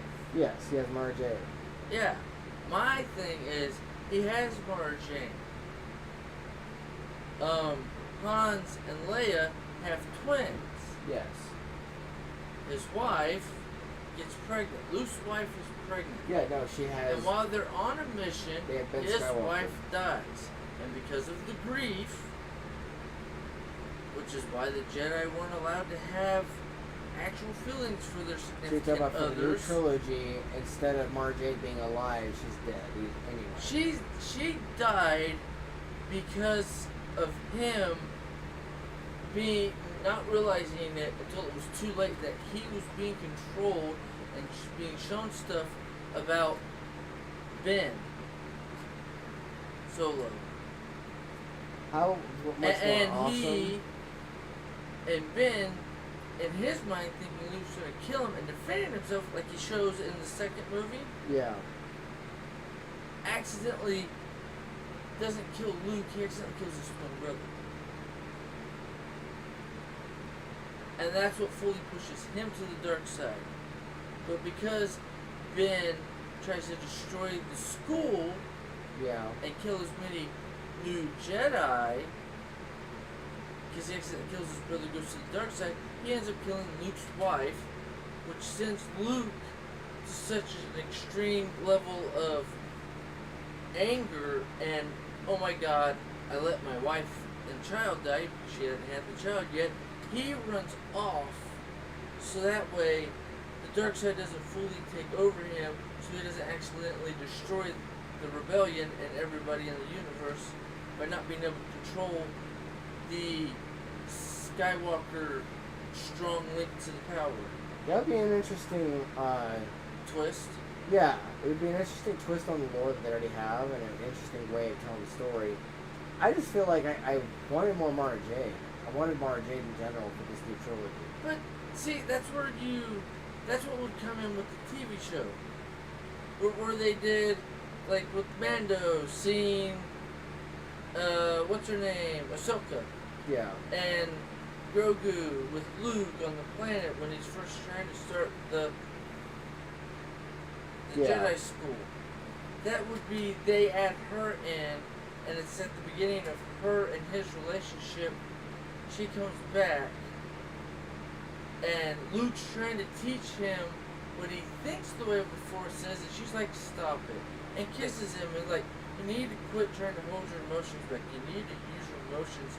Just use them properly. Don't let them overwhelm you." She's trying to teach him, because she's a female and in touch with her emotions, how to use his power as a Jedi without letting his emotions turn him to the dark side. I feel And like that's how they fall in love, because she and him already have a natural connection through the Force. yeah. You remember how do you know her actual role in the series though? In the books? books? No. Yeah. I don't remember all of it. I remember some of it. But She's a hand of the Emperor. I mean, that was Like, still she's fit in an because she's trying assassin. to Like take Luke out. her and Luke fall in love, and then Well, she she's trying to kill him. and If, then that, she- if I remember yeah, correctly. yes, and then she turns her back on the Emperor, and she's the hand of the Emperor. Yeah. She's one of But the I'm saying, assassins. the thing is, if he just killed Vader, but she was being taught just in case Vader died, Yes. and just in case Luke didn't come over to the dark side. You know, like Palpatine always plans just in case this dumbass I'm teaching is Yes. actually the weaker one. I have my backup student. Remember the game Terrace Cosine that was on PlayStation 1? Never played it. But do you remember it? Nope. Mara I Jade, didn't do anything PlayStation 1. I didn't hop into the PlayStation to PlayStation 2 when they actually had it slightly figured out better. Mara Jade was in that game. That and- doesn't surprise me. And like, so for me, when I was like 4 or 5 years old, 6 years old, Cass and Oren's age, Phoenix's age. Because you're weird and like Star Wars games. Yes. And when I watched the movies, I was confused as to why Mara Jade wasn't in the movie. And I asked Dad about it. I was like, why isn't the lady in the game, in the movie, like related to the game? And he's like, who are you talking about? And so I showed him the picture of her. And he's like, oh. He's like, that was done way after the movies were created. I'm like, then why didn't they just go in there and fix it, put her in there? And he's like, that's not She exactly. wasn't supposed to he- be in there he until literally- after he no, kills Vader. He told me, he's like, son, movies are not necessarily made like that. And that was before the special editions came out. And that was before every other retroactive rewrite re-edit of they've any done. movie Yeah. that has ever been made. The 10 or 12 they've Yeah. done over the Yes. last few decades. And so I literally, like, there was one time where Dad called me one time and was like, did you see or hear what they're doing with this movie or that movie? And then I'd be like, so does that mean I'm going to finally get my Mara Jade retroactive re-edit in the original trilogy? And he just started laughing and he's like, I don't know about that one. And I'm like, well, I've been waiting, since I was 5 years old for that to happen.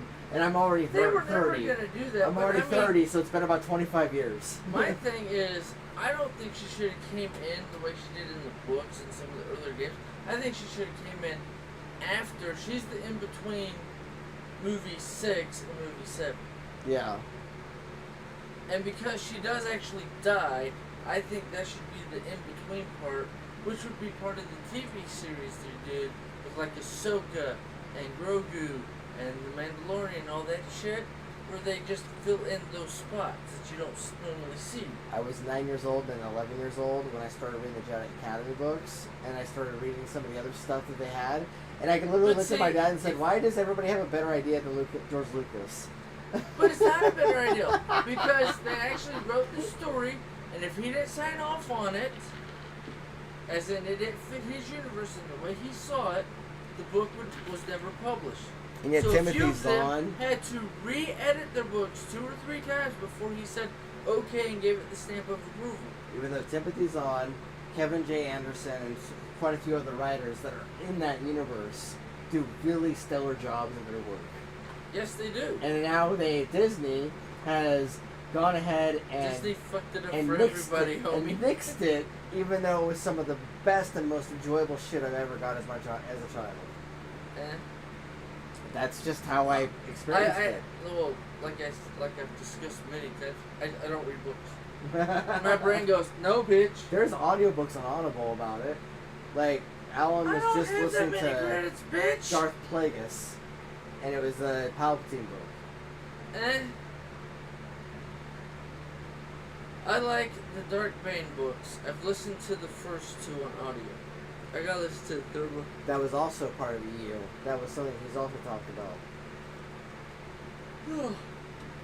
Okay, so let's talk about Violent Night.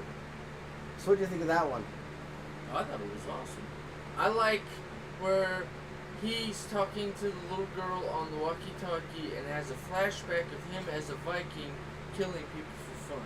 Honestly, that was... And when that happened, my brain went, light bulb. Isn't that always the shit like Joe Rogan talks about when he talks about the mushrooms and they're this color and they give you the visions and shit and they look like the Santa Claus clothes and the little elves and Yeah. and he's a Viking and he went around and killed people with wars and was taking over the world and my brain went, well that matches up because that's the only place that mushroom grows, so he ate the mushroom, became Santa Claus, and then became a good guy. But because he's a Viking, after doing anything, he likes to get shit-faced drunk. That's why the first time you see him is at the bar trying to act like he used to when he was a Viking and get shit-faced drunk. that when they showed the Viking part, I'm like, oh, that's why he's at the bar just fucking guzzling liquor like it's fucking water. Yeah, that makes perfect sense. So, I loved his relationship with the girl. Yeah, with Trudy. That was my favorite part of the movie, was his relationship with Trudy. I thought that was cute. Yeah, it was adorable as fuck. And the fact that they spend the first like third of the movie trying to get you to care about these practically idiotic rich people. No, not the idiotic rich people. Yeah. The almost ex-wife that says, quit using your family's money, you stupid fuck. We need to be us with our daughter. But we're going to this party because it's your fucking family, so you're She's taking one of the us. few that isn't idiotic. The rest of them are. but then you have the stupid husband who says, look at me, I did all these movies and TV shows, I'm a pretty boy. The wife's like, well, of course you're a pretty boy, or I wouldn't be fucking you. The son's a fucking psychopath, and it's like, and then you have the mother who acts like she's the president talking to a senator. Oh, yeah, no shit, dumbass. Alright, talk to you later, senator. Like, yeah, no, she's the matriarch. I'm greater than God, go fuck yourself. She's the matriarch who makes you want to punch her in the face, which kind of helps destroy the idea that you're even wanting these people to be saved in the first place. I didn't want anybody to be saved but the little girl, so. Yeah, that's part of the reason why, like, I spent the entire movie, like, really watching for the interactions between David Harbour, who plays Santa Claus, who's also Hopper on Stranger Things. Basically, when I was watching the trailers for this movie, it was like, oh, so Hopper's gonna become Santa Claus and go on a murder rampage. Cool, sign me up. That's really why I wanted to watch it. But like, that was your yeah, that was the whole thing. Well, as soon as I saw who was playing Santa Claus, I'm like, okay, I know why Thomas picked this movie. Yeah, I mean TPAW. Yeah. So the thing that I bumped into on this movie, I call them bumps now, is... Hey, don't kill shit. The thing... Disconnect from the internet. Go fuck yourself. Goddamn. The things that I bumped into on this movie. Stuff that I liked a lot was finally the part where he starts just going berserk with the hammer. Like, he needed his Thor's hammer apparently. He needed his own Mjolnir. But before then, he's a bumbling idiot. He apparently can barely use magic or shit. He doesn't even know how magic works. He says it like 6 times in the movie. 8. Yeah, he says it a lot. Like, he's like, I don't know how any of this stuff works. But apparently he remembers being a Viking. Brought me back to life. Whatever. Christmas magic. Wish I knew how it worked. Right. Like he reminds you. And then he says it one more time right at the end to make it an even 8. That's the reason. Yeah, like he spends the entire movie like reminding you over and over again that he really doesn't know what the hell he's doing. Which kind of goes into my theory on the he ate a magic mushroom, became Santa Claus, and went. Yeah, like I wanted to know more of why he wants to be Santa Claus. I wanted to know more. He didn't want to be. I wanted to know. That's the thing. I don't know any of that. All I know is that he was a Viking, that he goes by many names, that people have called him many names, Well, that kind of goes that back he has into the magic. Santa Claus. Magic reindeer. Well, do you remember? Apparently, he's married to Mrs. Claus. Okay, hold up, pause. Tim Allen, Yeah. Santa Claus. Okay. He goes over the same names that the Santa Claus in This movie. this movie goes over. Right. What's your name? These are all of the names that people call me everywhere else. You stupid still fuck. learn more I'm about. Saint Nick Santa Claus.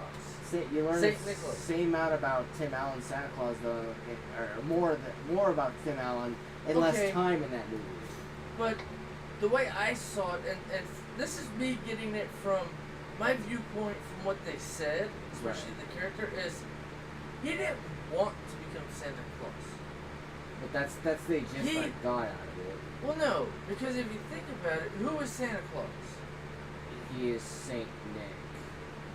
He is Odin. Well, No.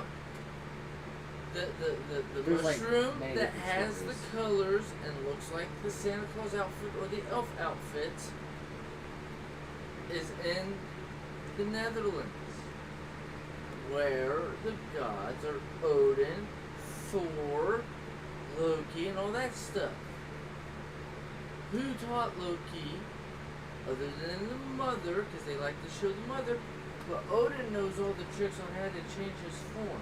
then why would he be Odin is the one who is the original Santa Claus, because he has the white hair with the long beard and the curly hair going down his neck because he has long hair. Then why would he be a total idiot for the first half of the movie? Because he's so tired of living so long. He even says it's been 11,000 years. Me and Mrs. Claus have been married. Yeah. He's No, he. bored with living for eternity. He was a normal mortal who, because of either the magic mushroom or something else like the golden apple, which is part of the Norse myth, became a god. Yeah, but I wanted to know And because he more about became a god, whether he wanted to or not, because I was thinking it was like something he got from a victory. He won the war. He was the general or the admiral or major, whatever, the jackass in charge.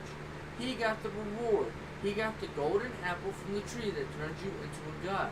I So didn't he get- became Odin. So he's the one who, he's the original person who was the one that they built the myth off of Odin, because Odin is also Santa Claus. This is stuff I know just from listening to Joe Rogan and other people talk about mythos and how they all connect. But they didn't tell me that in the movie, and they didn't show me that. So how would I the fuck know that? Like that's Because it's that's what fucking. that's I'm what sorry. I'm talking about. Is I No. bumped into the fact that I'm like, I wait a minute, understand that so you don't know. That's why you I'm trying to don't explain it to you. know how your magic powers work.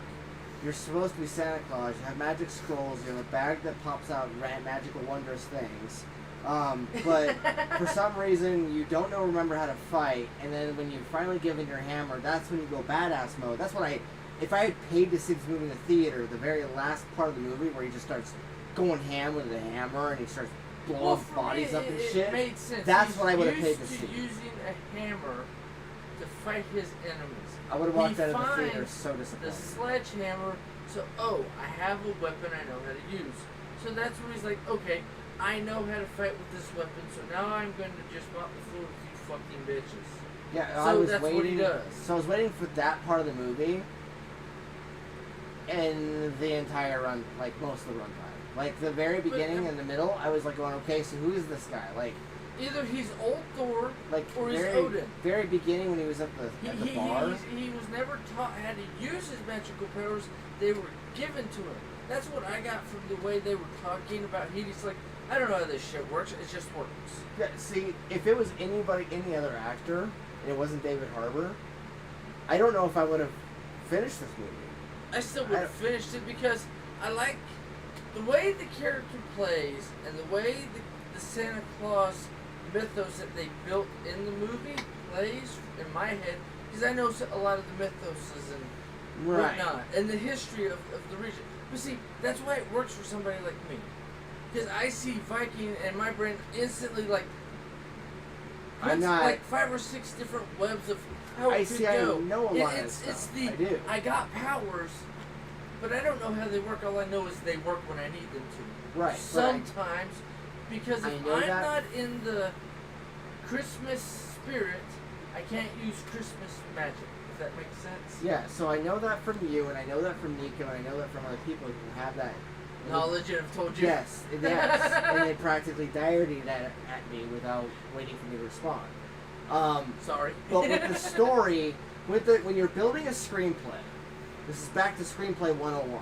When you're building a screenplay, Mr. Write Books. yes, telling stories. Come on now. When you're writing a screenplay, or when you're building a world, or you're building mechanics when it comes to magic and world building, one of the first fucking things the audience wants to know is, how the fuck does all this shit work? And if the goddamn main character who I paid to see this movie, if I were to have paid to see the goddamn theater, based on one fucking actor, like, if even he is telling me I don't know how any of this stuff works, it just sort of just, please work. Nope, no, it didn't work. Fuck, I just got hit. Like, if he don't even know how the fuck this works, I'm gonna be standing there going, and you're Santa Claus? The fuck? Like, the Polar Express version made more sense. Like, but see, and that's I'm an where adult. I like it. Because he's been running off of, this is what I'm supposed to do, because I got given the power, or I got told this is the job, have fun. But nobody gave him an owner's manual. They're just like, here's what you do, have fun delivering gifts, bye. But he said how many years to practice? I don't even remember. You said it was like 11,000 years. No, he said he's been married to Mrs. Claus for 11,000 years, so Yeah. he's been Santa Claus for 40,000 years, or 1,100 years. That is over 10. Or 11,000 Yeah, years. that is over 10 centuries. Long enough for him to learn how his powers It work was and how magic 11,000 works. or 1,100, so it was Right. over He 10,000 talks- or over 1,000. He talks like a mortal who's only been around, like, as the superpowered person for like a year or two, and acts. But see, Yet he claims to in be my that head, old. that's where being the alcoholic, because you couldn't trust water, way back If when the he's really Vikings were. Odin, then he's a really clueless, pathetic Odin. Well, no, okay. Odin has Think the about it this all-seeing way. eye. No. Yes. Odin rips out the all-seeing eye because he has to save the world and his children. Right, but he's got all those powers, and if, for instance, in that particular, Well, that's why I said either he's Odin or just an old Thor because of the whole, like you were saying, the Mjolnir. right, but like that's the thing is, I feel like the first part of the movie and the second part of the movie, They don't match. yeah, No, I agree with you. I think that's where them showing right in the middle, him having a flashback of being a Viking, yeah, connects it for me. Because I know this stuff in my head. You don't, so it doesn't connect for you. I already know all this stuff, so it like click. I know it. I just No, don't I mean, expect me to it's just know instant that for your knowledge to just pop up when random shit pops up in movies. I'm like, oh, okay, I know the background. right, Like, but like. instantly, I don't know why, my brain just goes there. But I also don't project my own knowledge on a screen when I'm watching a movie. Like, when I'm watching a movie, I'm wanting the movie to tell me what it is, and the movie to at least show me and demonstrate to me. It's like expecting someone to know that Beelzebub, my own devil, is whatever he Well, is, or any of those Beelzebub characters are the way they are, is one without of the knowing names anything. given to a devil or Satan entity, Right. not Lucifer. But you, Lucifer is a different Satan or Lucifer, the character Lucifer on the TV show. That is a perfect example. He Which has TV show? the one or that, the Lucifer the TV show TV itself. show sitcom serial, the cop show, where he eventually goes into his mythology. You eventually meet his dad, God. You eventually meet, his twin I brother don't know, Michael. I thought some of that was stupid because I already knew all the mythology. But what I'm saying though is, how much time do they spend telling you about all this stuff? See, you could even give me like a couple more minutes with him as the Viking, and then show me the fact that Odin gave him that power, or that he inherited the power or something, or he got it by chance. Yes, See, that's or what I ate a wanted to see. I mushroom, thought they were going or to show that, and they something didn't. like that. That I agree with you. And I'm then kind he's of pissed that they didn't. Trial and error is They, trying to they learn his showed him powers. as the Viking, but they didn't show where he got the power. Was it a golden apple? Was it Right. a gift? I agree with you that that's the irritation. for me, it's one of two things. Either he's a Viking and went to Valhalla, and then got, okay, you're now going to be Santa Claus for everybody, Yeah. but you're going to be called something different everywhere you go, and that would make more sense from like a story point of view. I agree with you there, but my brain, I don't know, it just autofills in that stuff. Yeah, I didn't autofill anything. So I never autofill anything because how do I know that it's going to be right or wrong? Like you until just the have to make audience, it work in your brain. until the storyteller themselves is like, yeah, by the way, it's actually this. Because I can autofill all I want, but then I'd essentially be painting the story for myself, or I'd be and that, creating okay. another movie. But from my point of view, that's where either you determine whether you like it or not because you build the background story that you know nothing about for yourself to enjoy the movie. Also, how long is he drunk in this movie? At least half. Because like I spent the entire time or 2/3. while I was because like I was watching Luciana for part of the time while watching the movie and out back, and half the time I was waiting for him to sober up because I was wondering if his drunkenness was making him terrible at fighting, or if it was his magical klutziness. His drunkenness, I think, is what fucked him up on his superpowers. Because once he became sober after getting an injury and having to sew his wound up, which sobered him up, because he lost blood. Yeah, it did. He was still Listen terrible. to He was why. still terrible. Because he could still tap. Because he could tap his nose and go up the chimney. At that point, Once he got a Because hold of he his could- hammer, it changed the game. but he did. He touched the nose and used the magic before he got to the hammer once. It sobered him up after he got the cut and had to sew himself up. Yeah, but he got his ass kicked multiple times. Then once he gets the hammer, suddenly it's like, oh, by the way, now I'm a ninja. That's Now just, I can throw the hammer at people. I have I hand-eye think that's- coordination. but I see- can grab it, move from around the neck with the hammer and flip you over. I can take the hammer and hit you. Like it was like, holy fuck balls! He just turned into Black Panther. No, it's muscle memory. Ooh, I have a weapon I know. Okay, I don't have to think about it. I just do it. I was Before that, it's the trying have to to think figure it out about the it whole time. because I don't have the weapon I'm comfortable with, or I don't have my weapon. Oh, this trying to hammer's figure it out myself. close enough, and it's because he knows what a sledgehammer is because he's Yeah. Santa Claus. So it's like, oh, this will work because it's probably around the approximate weighs enough so that way I can use it like the weapon I know. Though my thought is why couldn't he just pull a sledgehammer out of the bag? Because it's not a present for somebody else. The only way the bag works is to give a present to somebody else. That's why when the bad guy kept reaching into the bag and pulling out presents, he only pulled out presents that were only useful or for But somebody he's else other than Santa. himself. But he's Santa.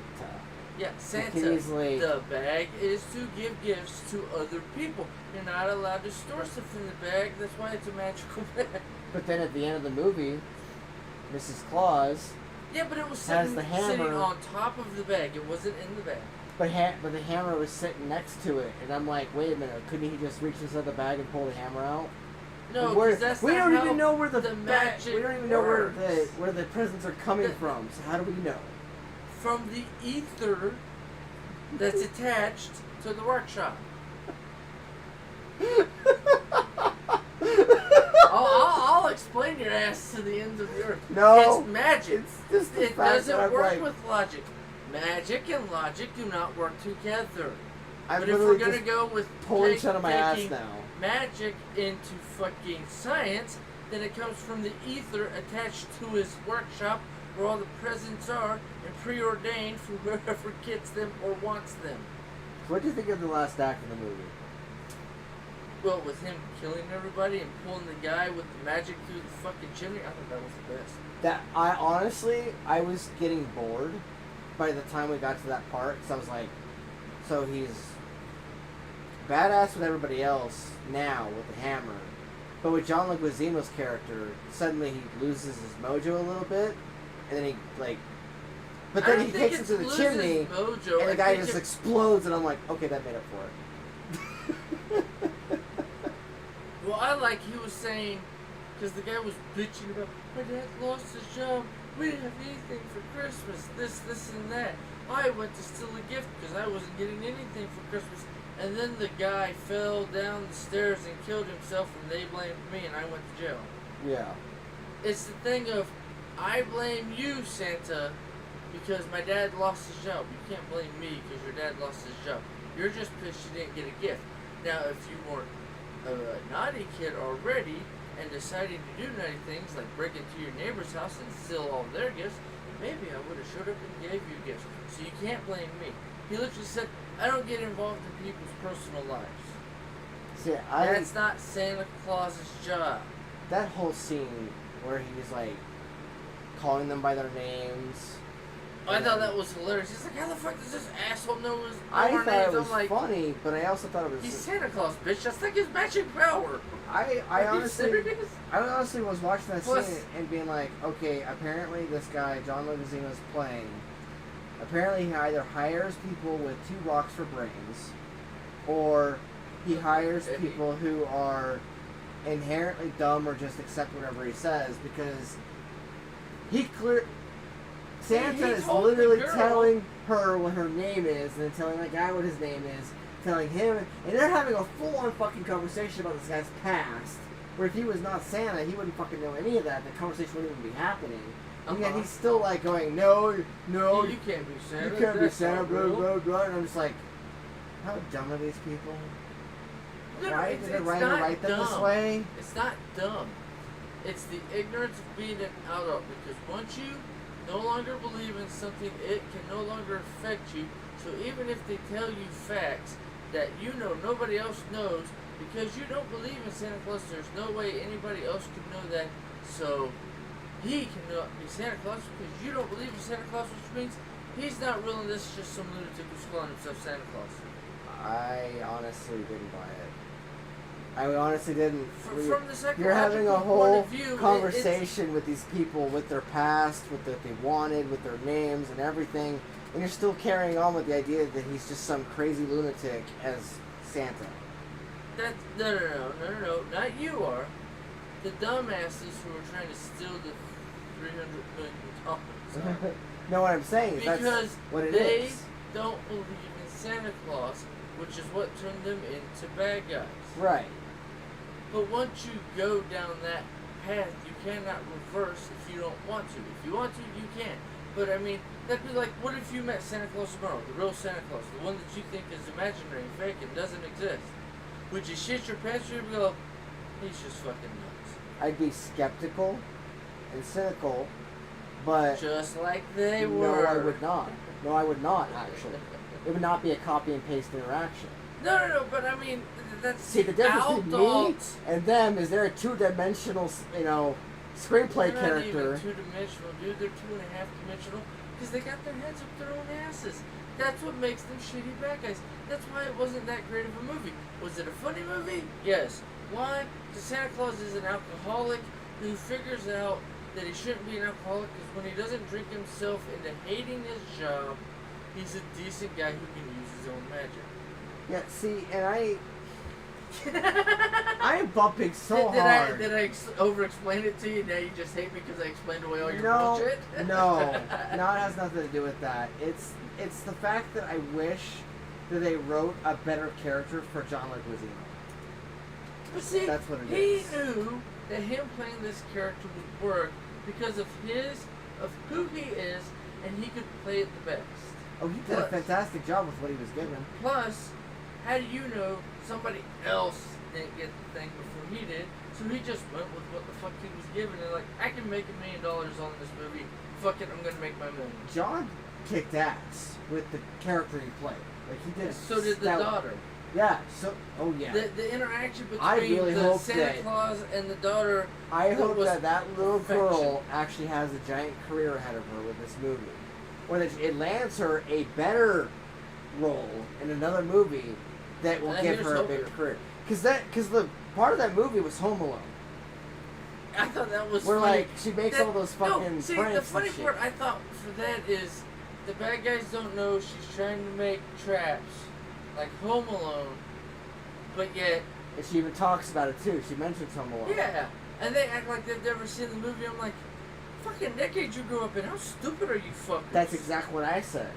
I was like watching it and being like, how the fuck are you do so dumb? right? I'm like, I mean, like, And then the stupider part is he got the nail through his thing, and then he pulls up a nail, and he did this. Dude, a freaking damn bowling ball just came down and hit you like a minute or two ago. Yeah, and he's And holding the first damn thing you're nail. going to do is pick up a nail to look at it while there are bowling balls coming at your face. I was practically waiting for the bowling ball to just and like go past his hand and then smash his hand into his head, and then suddenly out of nowhere he's a melon. No. Broken melon. I was expecting it to hit harder and come out of the back of his head before he landed back. Yeah, into the... it was rather tame the way it ended up. Yeah. Because you have a bowling ball, which is easily like, what, 25 pounds? Depends on the bowling ball. I mean, they go anywhere from 5 pounds to 30, 40 pounds. Yeah, it looked like somewhere that was like somewhere in between. I think it was But like a 10 pounder. Once it was rolls lightweight. off that ledge and then starts going and then carries Well, velocity. what I thought was funny is he it, did like, this, lands on saw it, but it was still center of his head. It's like, bullshit! Yeah, like And it's, why would you pick up the it's fucking so nail and off-center. look at it? It's like, yeah, like it should have done but like I mean, that. they're complete, he's a complete idiot. Yes. Because, fucking nail, because he pulls it out of the step, fucking nail. What type of nail is that? No. Damn Yeah, nail. you just toss the nail. That's what you do with it. You don't fucking hold it up to Well, your I mean, fucking... that's like him also going into the other nails. When he gets up, first thing I do, oh, I'm not taking a chance I fall. Right. No, we're just going to leave all the traps where they are. Here's hoping I don't die because I'm a dumbass. Yeah. The Exactly. fuck? Especially if they That's actually where I move. had the issue. It's like, y'all are worse than the idiots in Home Alone because y'all are like, I knew really they- stupid because you've never seen the movie. I knew I'm not the only asshole here. But I mean, no, you're not. But it's the stupidity of you don't know what the fuck Home Alone is. Right? Somebody hand me a 2x4 with nails in it and a fucking bat with fucking barbed wire wrapped around it. I'm gonna go show these bitches fucking hardcore. All right, come on. First up my head, where's my fucking hardcore tools? Like I'm a wrestler, I'm gonna go beat the shit out of these stupid fucks. Exactly. Like, are you serious? So I would say I agree with Jeremy Johns on his rating for this movie. You know what Jeremy Johns rated it? Shit. No, he didn't give it dog shit squared or dog shit. No, what he said is this would have been better if I was drunk. No, it's a party. If you were higher drunk, it'd be a better movie. Yes. No, I it would be completely 100% a I better movie. completely agree, but I don't get high and well, I should say I don't get drunk and I really never get high. Even when I get high, it's just kind of like I'm in buzz. This Yeah, is you're enjoyable. just kind of floating. Yeah. That's I about don't it. go like high. Yeah. If Nice. I do, it's just like, alright, I'm taking a nap, fuckers. Hope the world doesn't burn. Yeah, I just go to John's- sleep.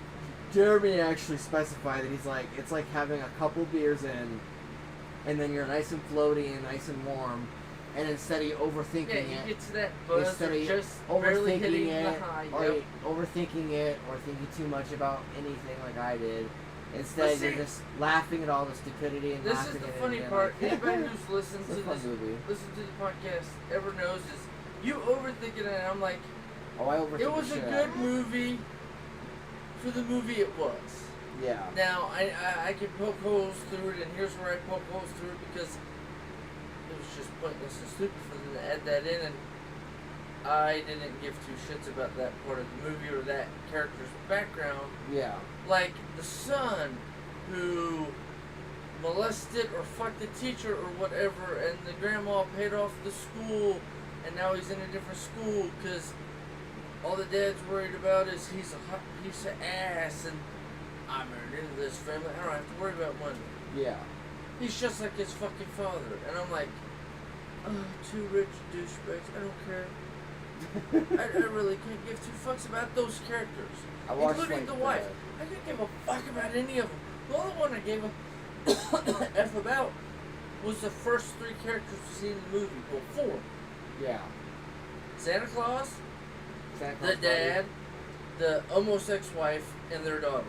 Yeah. Other than that, couldn't give two fucks about the rest of the cast because they're all shit. The only good actor in the rest of the cast was the head criminal. Yeah, John. Because You know. I love his shit. and he makes a funny bad guy, and he's just a goofball in Yeah, when I general. first saw him in this movie, I was like, I forgot you were in this movie. And then I was like, oh shit, where But have I I mean, seen you in? I practiced Santa everything, Claus and the head bad guy are like the biggest stars in the movie. right? Yeah. The rest are like, oh, they just put people in the movie. Yeah. Though I have to say, I was surprised and I was expecting that Bar to show up again. And Who? for the Bar. Okay. And then I was kind of expecting that Santa Claus at the very beginning, the guy who was playing Santa Claus. Not The Santa Claus other guy himself. who does Santa Claus at the mall or whatever. Yeah. Because he's that like, guy. because he's all like, you know, I hate to see a fellow Santa Claus in bad spirits on Christmas. And then you had the one lady pay who your was, tab, yeah. and one lady who was. No, who I was thought the tending lady to who it. went up to the roof to see where the hell he went, and then it has Santa Claus. Blech. Yeah, no, I was, Right on her head. That for me, it's just like stupid bitch. yeah, I was half expecting some bar scene to happen where like, or like another night where like, you know, Santa goes and pays a visit to them again, just to like, you know, enjoy himself for a minute, and then she goes, like, she's like staring at him all surprised, and she's just like, and he's like looks at her and goes, "Can I help you?" And she goes, "You're Santa," and he goes, "Well, yeah, duh," and then like. The fellow guy goes, hell yeah, he's Santa, and then he just like, you know, has like a bonding moment, but like, you know that he's Santa, the other guy gets a feeling that she knows. I just think it's funny Like a that tap he back. couldn't give two shits about the holiday. God had been doing this for 1,100 years or 11,000 years. I think it was 1,100. I'm not sure though. My brain's a little fuzzy on that. I'd have to look again. But it's the thing of, after that long, I would think you'd become an alcoholic or a pothead anyways, because, oh, it's just so hard. I have to do this every year. Now my question Just the is, Tim Allen Santa Claus is, yeah, I get to do Christmas. It's like, really? Is that how it would actually go? Are you sure about that?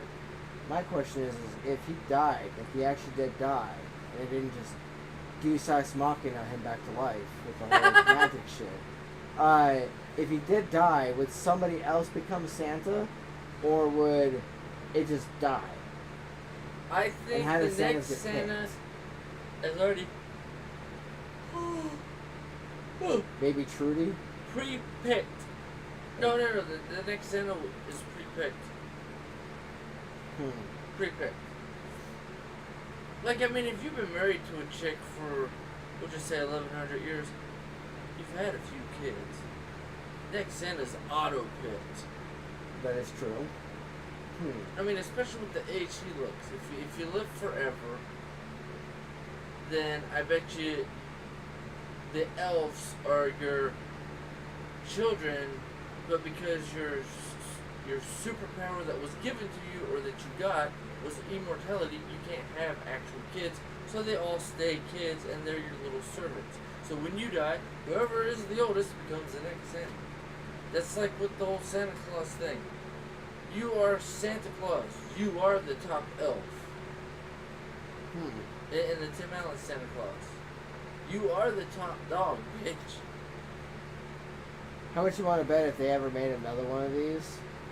I don't think they will then- because of the way it ended. Yeah. But if they did, I mean, I think it's funny because I don't think he'd be drunk next time. Yeah. I think he'd end up running into her some random time. Oh yeah, no, me and the wife are doing our 1,000 years retirement now. Our son finally took over the business. He finally matured after 500 years. Little shit. Movie opens up with him smoking off of a giant ball. Not just him smoking a cigar with Mrs. Claus on like a beach in like Hawaii or some shit, and they're there on vacation. And Santa. Not anymore, sweetheart. Yeah. But thanks for remembering, sort of thing. Yeah. You get to keep your immortality, but he's taking his vacation, sort of thing, or he finally retired.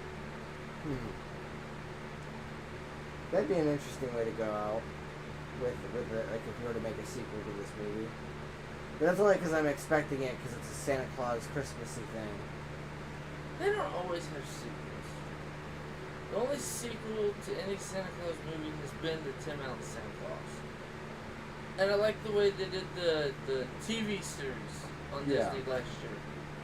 Hmm. was kind of nice. Yeah. I enjoyed watching that. I I'm gonna just look got a up kick out of it. Violent Night sequel. Oh my god. There's not gonna be A Violent Night sequel is currently in the works, and we'll be seeing David Harbour returning for the bloody holidays once again as his badass Santa Claus. There's no telling just yet who else might appear in the film, though it's possible John Leguizamo who will appear to reprise his role in the original. Even though John Leguizamo was blown to bits. But okay. Unless they use magic. It's his twin brother. I just gave you your fucking who the character is now. You owe me $500,000, assholes. But yeah, I just wanted to find that out real quick before we ended it. I don't even care. Megan's getting a sequel. Violent Night's getting a sequel. Everything's getting a sequel. The bad part is most of the movies they're making nowadays are all remakes, so it's like, again, fine. Yeah. I liked this one though. This one was interesting from the viewpoint of, that's funny, he's a Viking. Now I agree with you, they could have added more to the story on that, but if they're going to do a second movie, I think that'll be where that comes into play. The sequel is actually the prequel. Where you get like a lot more they intel. might show you how he got his powers. Who gave him his powers, like Odin or Thor? That's why he has a hammer like Thor. Yeah. Because he made it to look like Mjolnir. Yeah. Before he became an immortal entity. Mm-hmm. Just a thought. What if I'm they, throwing it out there, internet. Tell me if I'm right or wrong. you know, they call it Silent Night since the first one was Call called me. Violent Night? Go through Twitter or Instagram. Yeah. You think the sequel will be called Silent Night or would it be just be called Violent Night 2? Violent Night Dos. Violent Night Dose.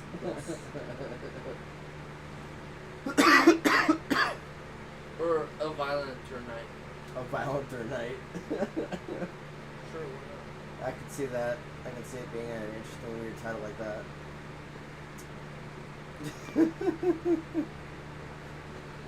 I mean, I was like, Violent Night? What the fuck? You know what? Let's just watch and see.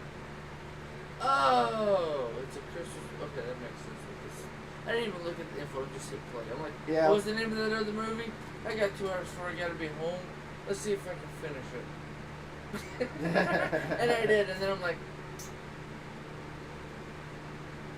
I like it.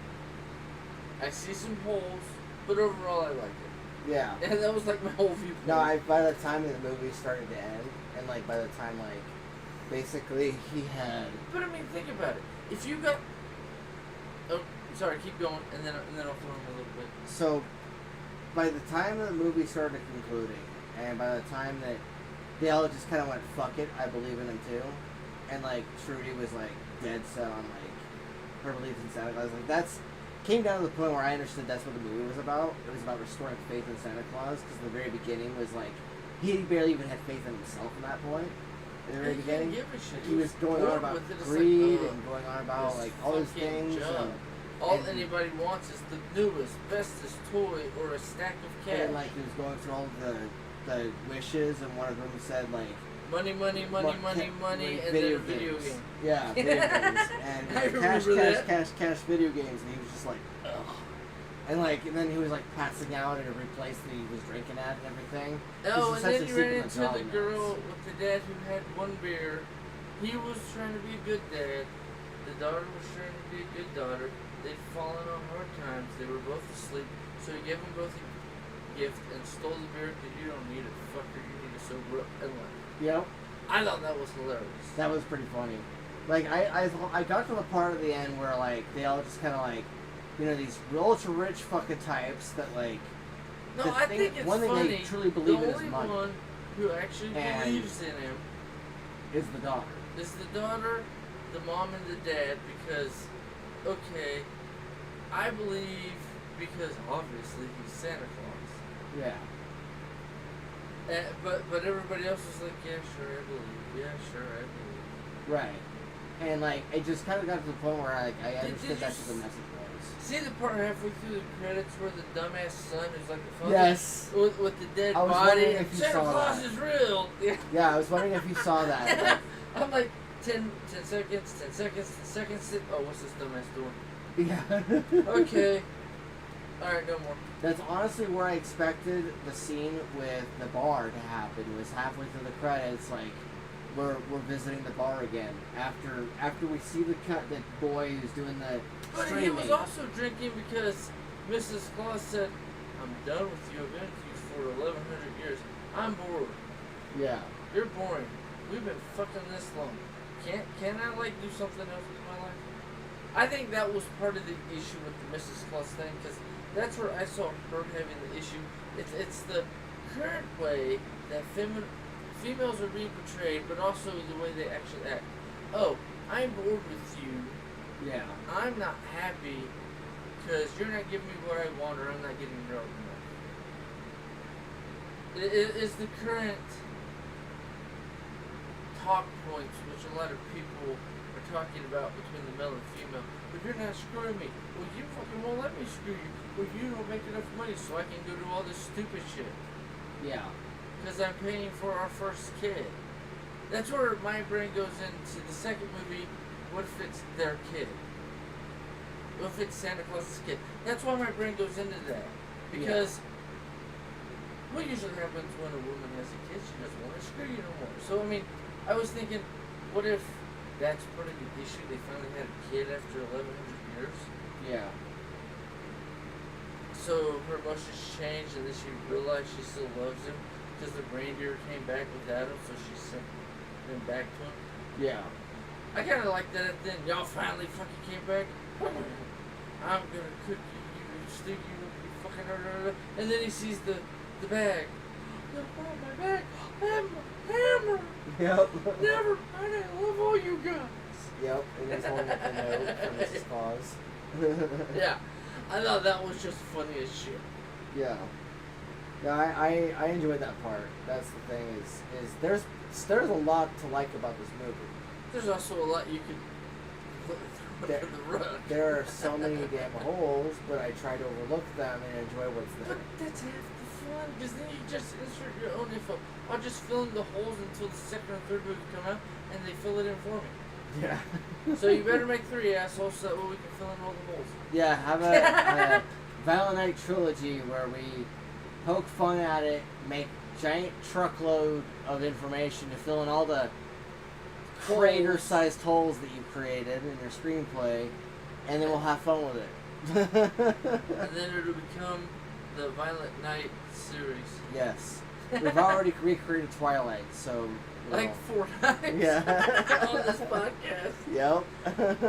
So, it is what it is. I have a really bad habit of doing that. And you just egg me on, so I just keep going. Yeah. Yeah. It's because, like, I end up being like, well, what if this? Well, what if that? Wait, what about this? Okay, well, this would fit in this scenario this way, but you could also fit in this scenario. It's this weird thingamabob, and it's like, did you just fit, like, all the ideals into, like, fucking 5 movies? Yes. Yeah. That's half the fun of me and you bouncing ideas, because either you throw it in your book or you just, like, figure out. I think we just wrote, like, 10 movies that we, like, from a different universe, or an alternate universe from the Twilight It's like universe. an offshoot thing that, like, we didn't intend to create. Oops. We better write this shit down and turn it into a book and make our own movies. Yeah, and then late at night when I'm writing or whatever, you know, I write stories and stuff. I'll be like, wait, what was that thing we talked about? Wait, let me go ahead and I pulled it up on YouTube. Okay, let me go to that podcast, that part, listen to it. Oh, we said that. Okay. Type. Yep. Of course. I expect that. Because I know you always look at the ideals, because I've brought them up a couple times, sometimes on the podcast, sometimes not. But if we talk about it in real life, we usually talk about it at least once or twice on the podcast, and it's like, he's going to throw that in a book or do something with it. Yes. I'm just going to sit back and wait till he tells me where he shoved it in and how he fit it in. Because that, I'm sorry, for me, that's like the best part. Here's a crazy idea. Ooh, I could use that. And then you tell me about how you fit it into the book, and I'm like, okay, what's before, what's after? Tell me the whole thing. And then you tell me the whole thing. I'm like, okay, that fits. I like that. You're like, and what about adding this to or adding that to? And I'm like, shit. Like, let's go do that. Oh, yeah. When we work out at the gym, we're sweating, we're just just driving around. Ideals! Shit, I gotta remember that. Text it to myself. Yep. I see you do that too when I'm driving, when on a podcast. It's like we just need a night out just to shoot the shit. And we're just throwing out ideals. You're like, I see you writing them down or texting them to yourself. You shouldn't. Huh. I had somebody in the Twitter chat say, how is it that you guys got used to writing stuff down on your phone, like whole ass books on your phone? And then I put in, I'm like, I don't know, at some point I just got used to doing it, especially after my kids decided to bust my laptop screen. Because my laptop screen had to be turned into a pseudo desktop because it's connected to a damn monitor. So I just kind of got used to, being mobile with my phone and just being like this. I mean, I see you do it all the time. I just laugh and go, he's writing down my ideal or an ideal that popped into his head because of some bullshit I threw out. Okay, that works. Yep. Or a hybrid. Yeah, or a combination of. Pretty much. I enjoy the shit out of that because I find that shit hilarious because you're like, I could use that. Say that again. Yep. I need more details. Okay, on which part? On this part. Oh, that part works this way because of this. And Yep. you know me, I'll just dive into the deep end on the ideal. How much more shit you need? I'll just keep digging. I think I have enough. Here's 5 more facts just in case. Then you pull out your bag of tricks and just are like, hold on, which one was it? Oh shit, I already got 7 of them. Here, let me look at them. Here you go. I do that too, yep. Hey, we've gone over this subject. Let's see, how many times? 5 times. We've done this one. Oh, let's throw in this variation of that idea. Yep. And then you're like, didn't you already say that one? No, not that one. I said this one, and this one, and this one. It's like, they're almost the exact same. Oh, but they're all slightly different. Yep. So the funnier is when we go to the gas station and we talk to so many people there and we reveal some of the stuff we've been talking about, and the lady will be like, wait, you did what now? And we're like, we did this with Twilight, or we did this with this other thing, and they'll be like, holy shit, that's not actually a bad idea. We're like, I know. And then we ended up going over some of it, and then they ended up introducing their thoughts on it, and then suddenly we're on a hybrid version of that idea. Oh yeah, but we could fit it all together if we just had this character from this series, because this is what their power is, or this is what their specialty is, and it works this way. And how I fit it all together, and then you and the other person look at me like I'm fucking nuts, and be like, how the fuck did he pull that out of his ass? Yep. That's where my brain goes, everywhere, all at once. Yep. It's a weird skill, but it works. And then I pull something out of my ass and I add it to the level of assery, and then suddenly we've got another idea. Oh yeah, we'll do that one for the 3rd book. What about the 2nd book? We already talked about the 2nd book. Don't you pay attention? The first subject was 2 books, it was. From the other person who's not used to the way we roll through shit. Yep. Wait, what? Yeah, we already went through 2 books. Weren't you paying attention to it? No. When did you say the 2nd book? I didn't say the 2nd book. I said instead of doing 2 books, we do this story and split it up. Yep. That's 2 books. If I split it up exactly right, yeah. That's all you do. My story is 1,000,000 pages long. Okay, first 10,000 pages. Next. Hey, look, I got 20 books. Woo! Yep. How do you have 20 books? I had to edit it, cut half of it out, and reword some of it. Yep. Then they're coming over the 3rd series. Yup.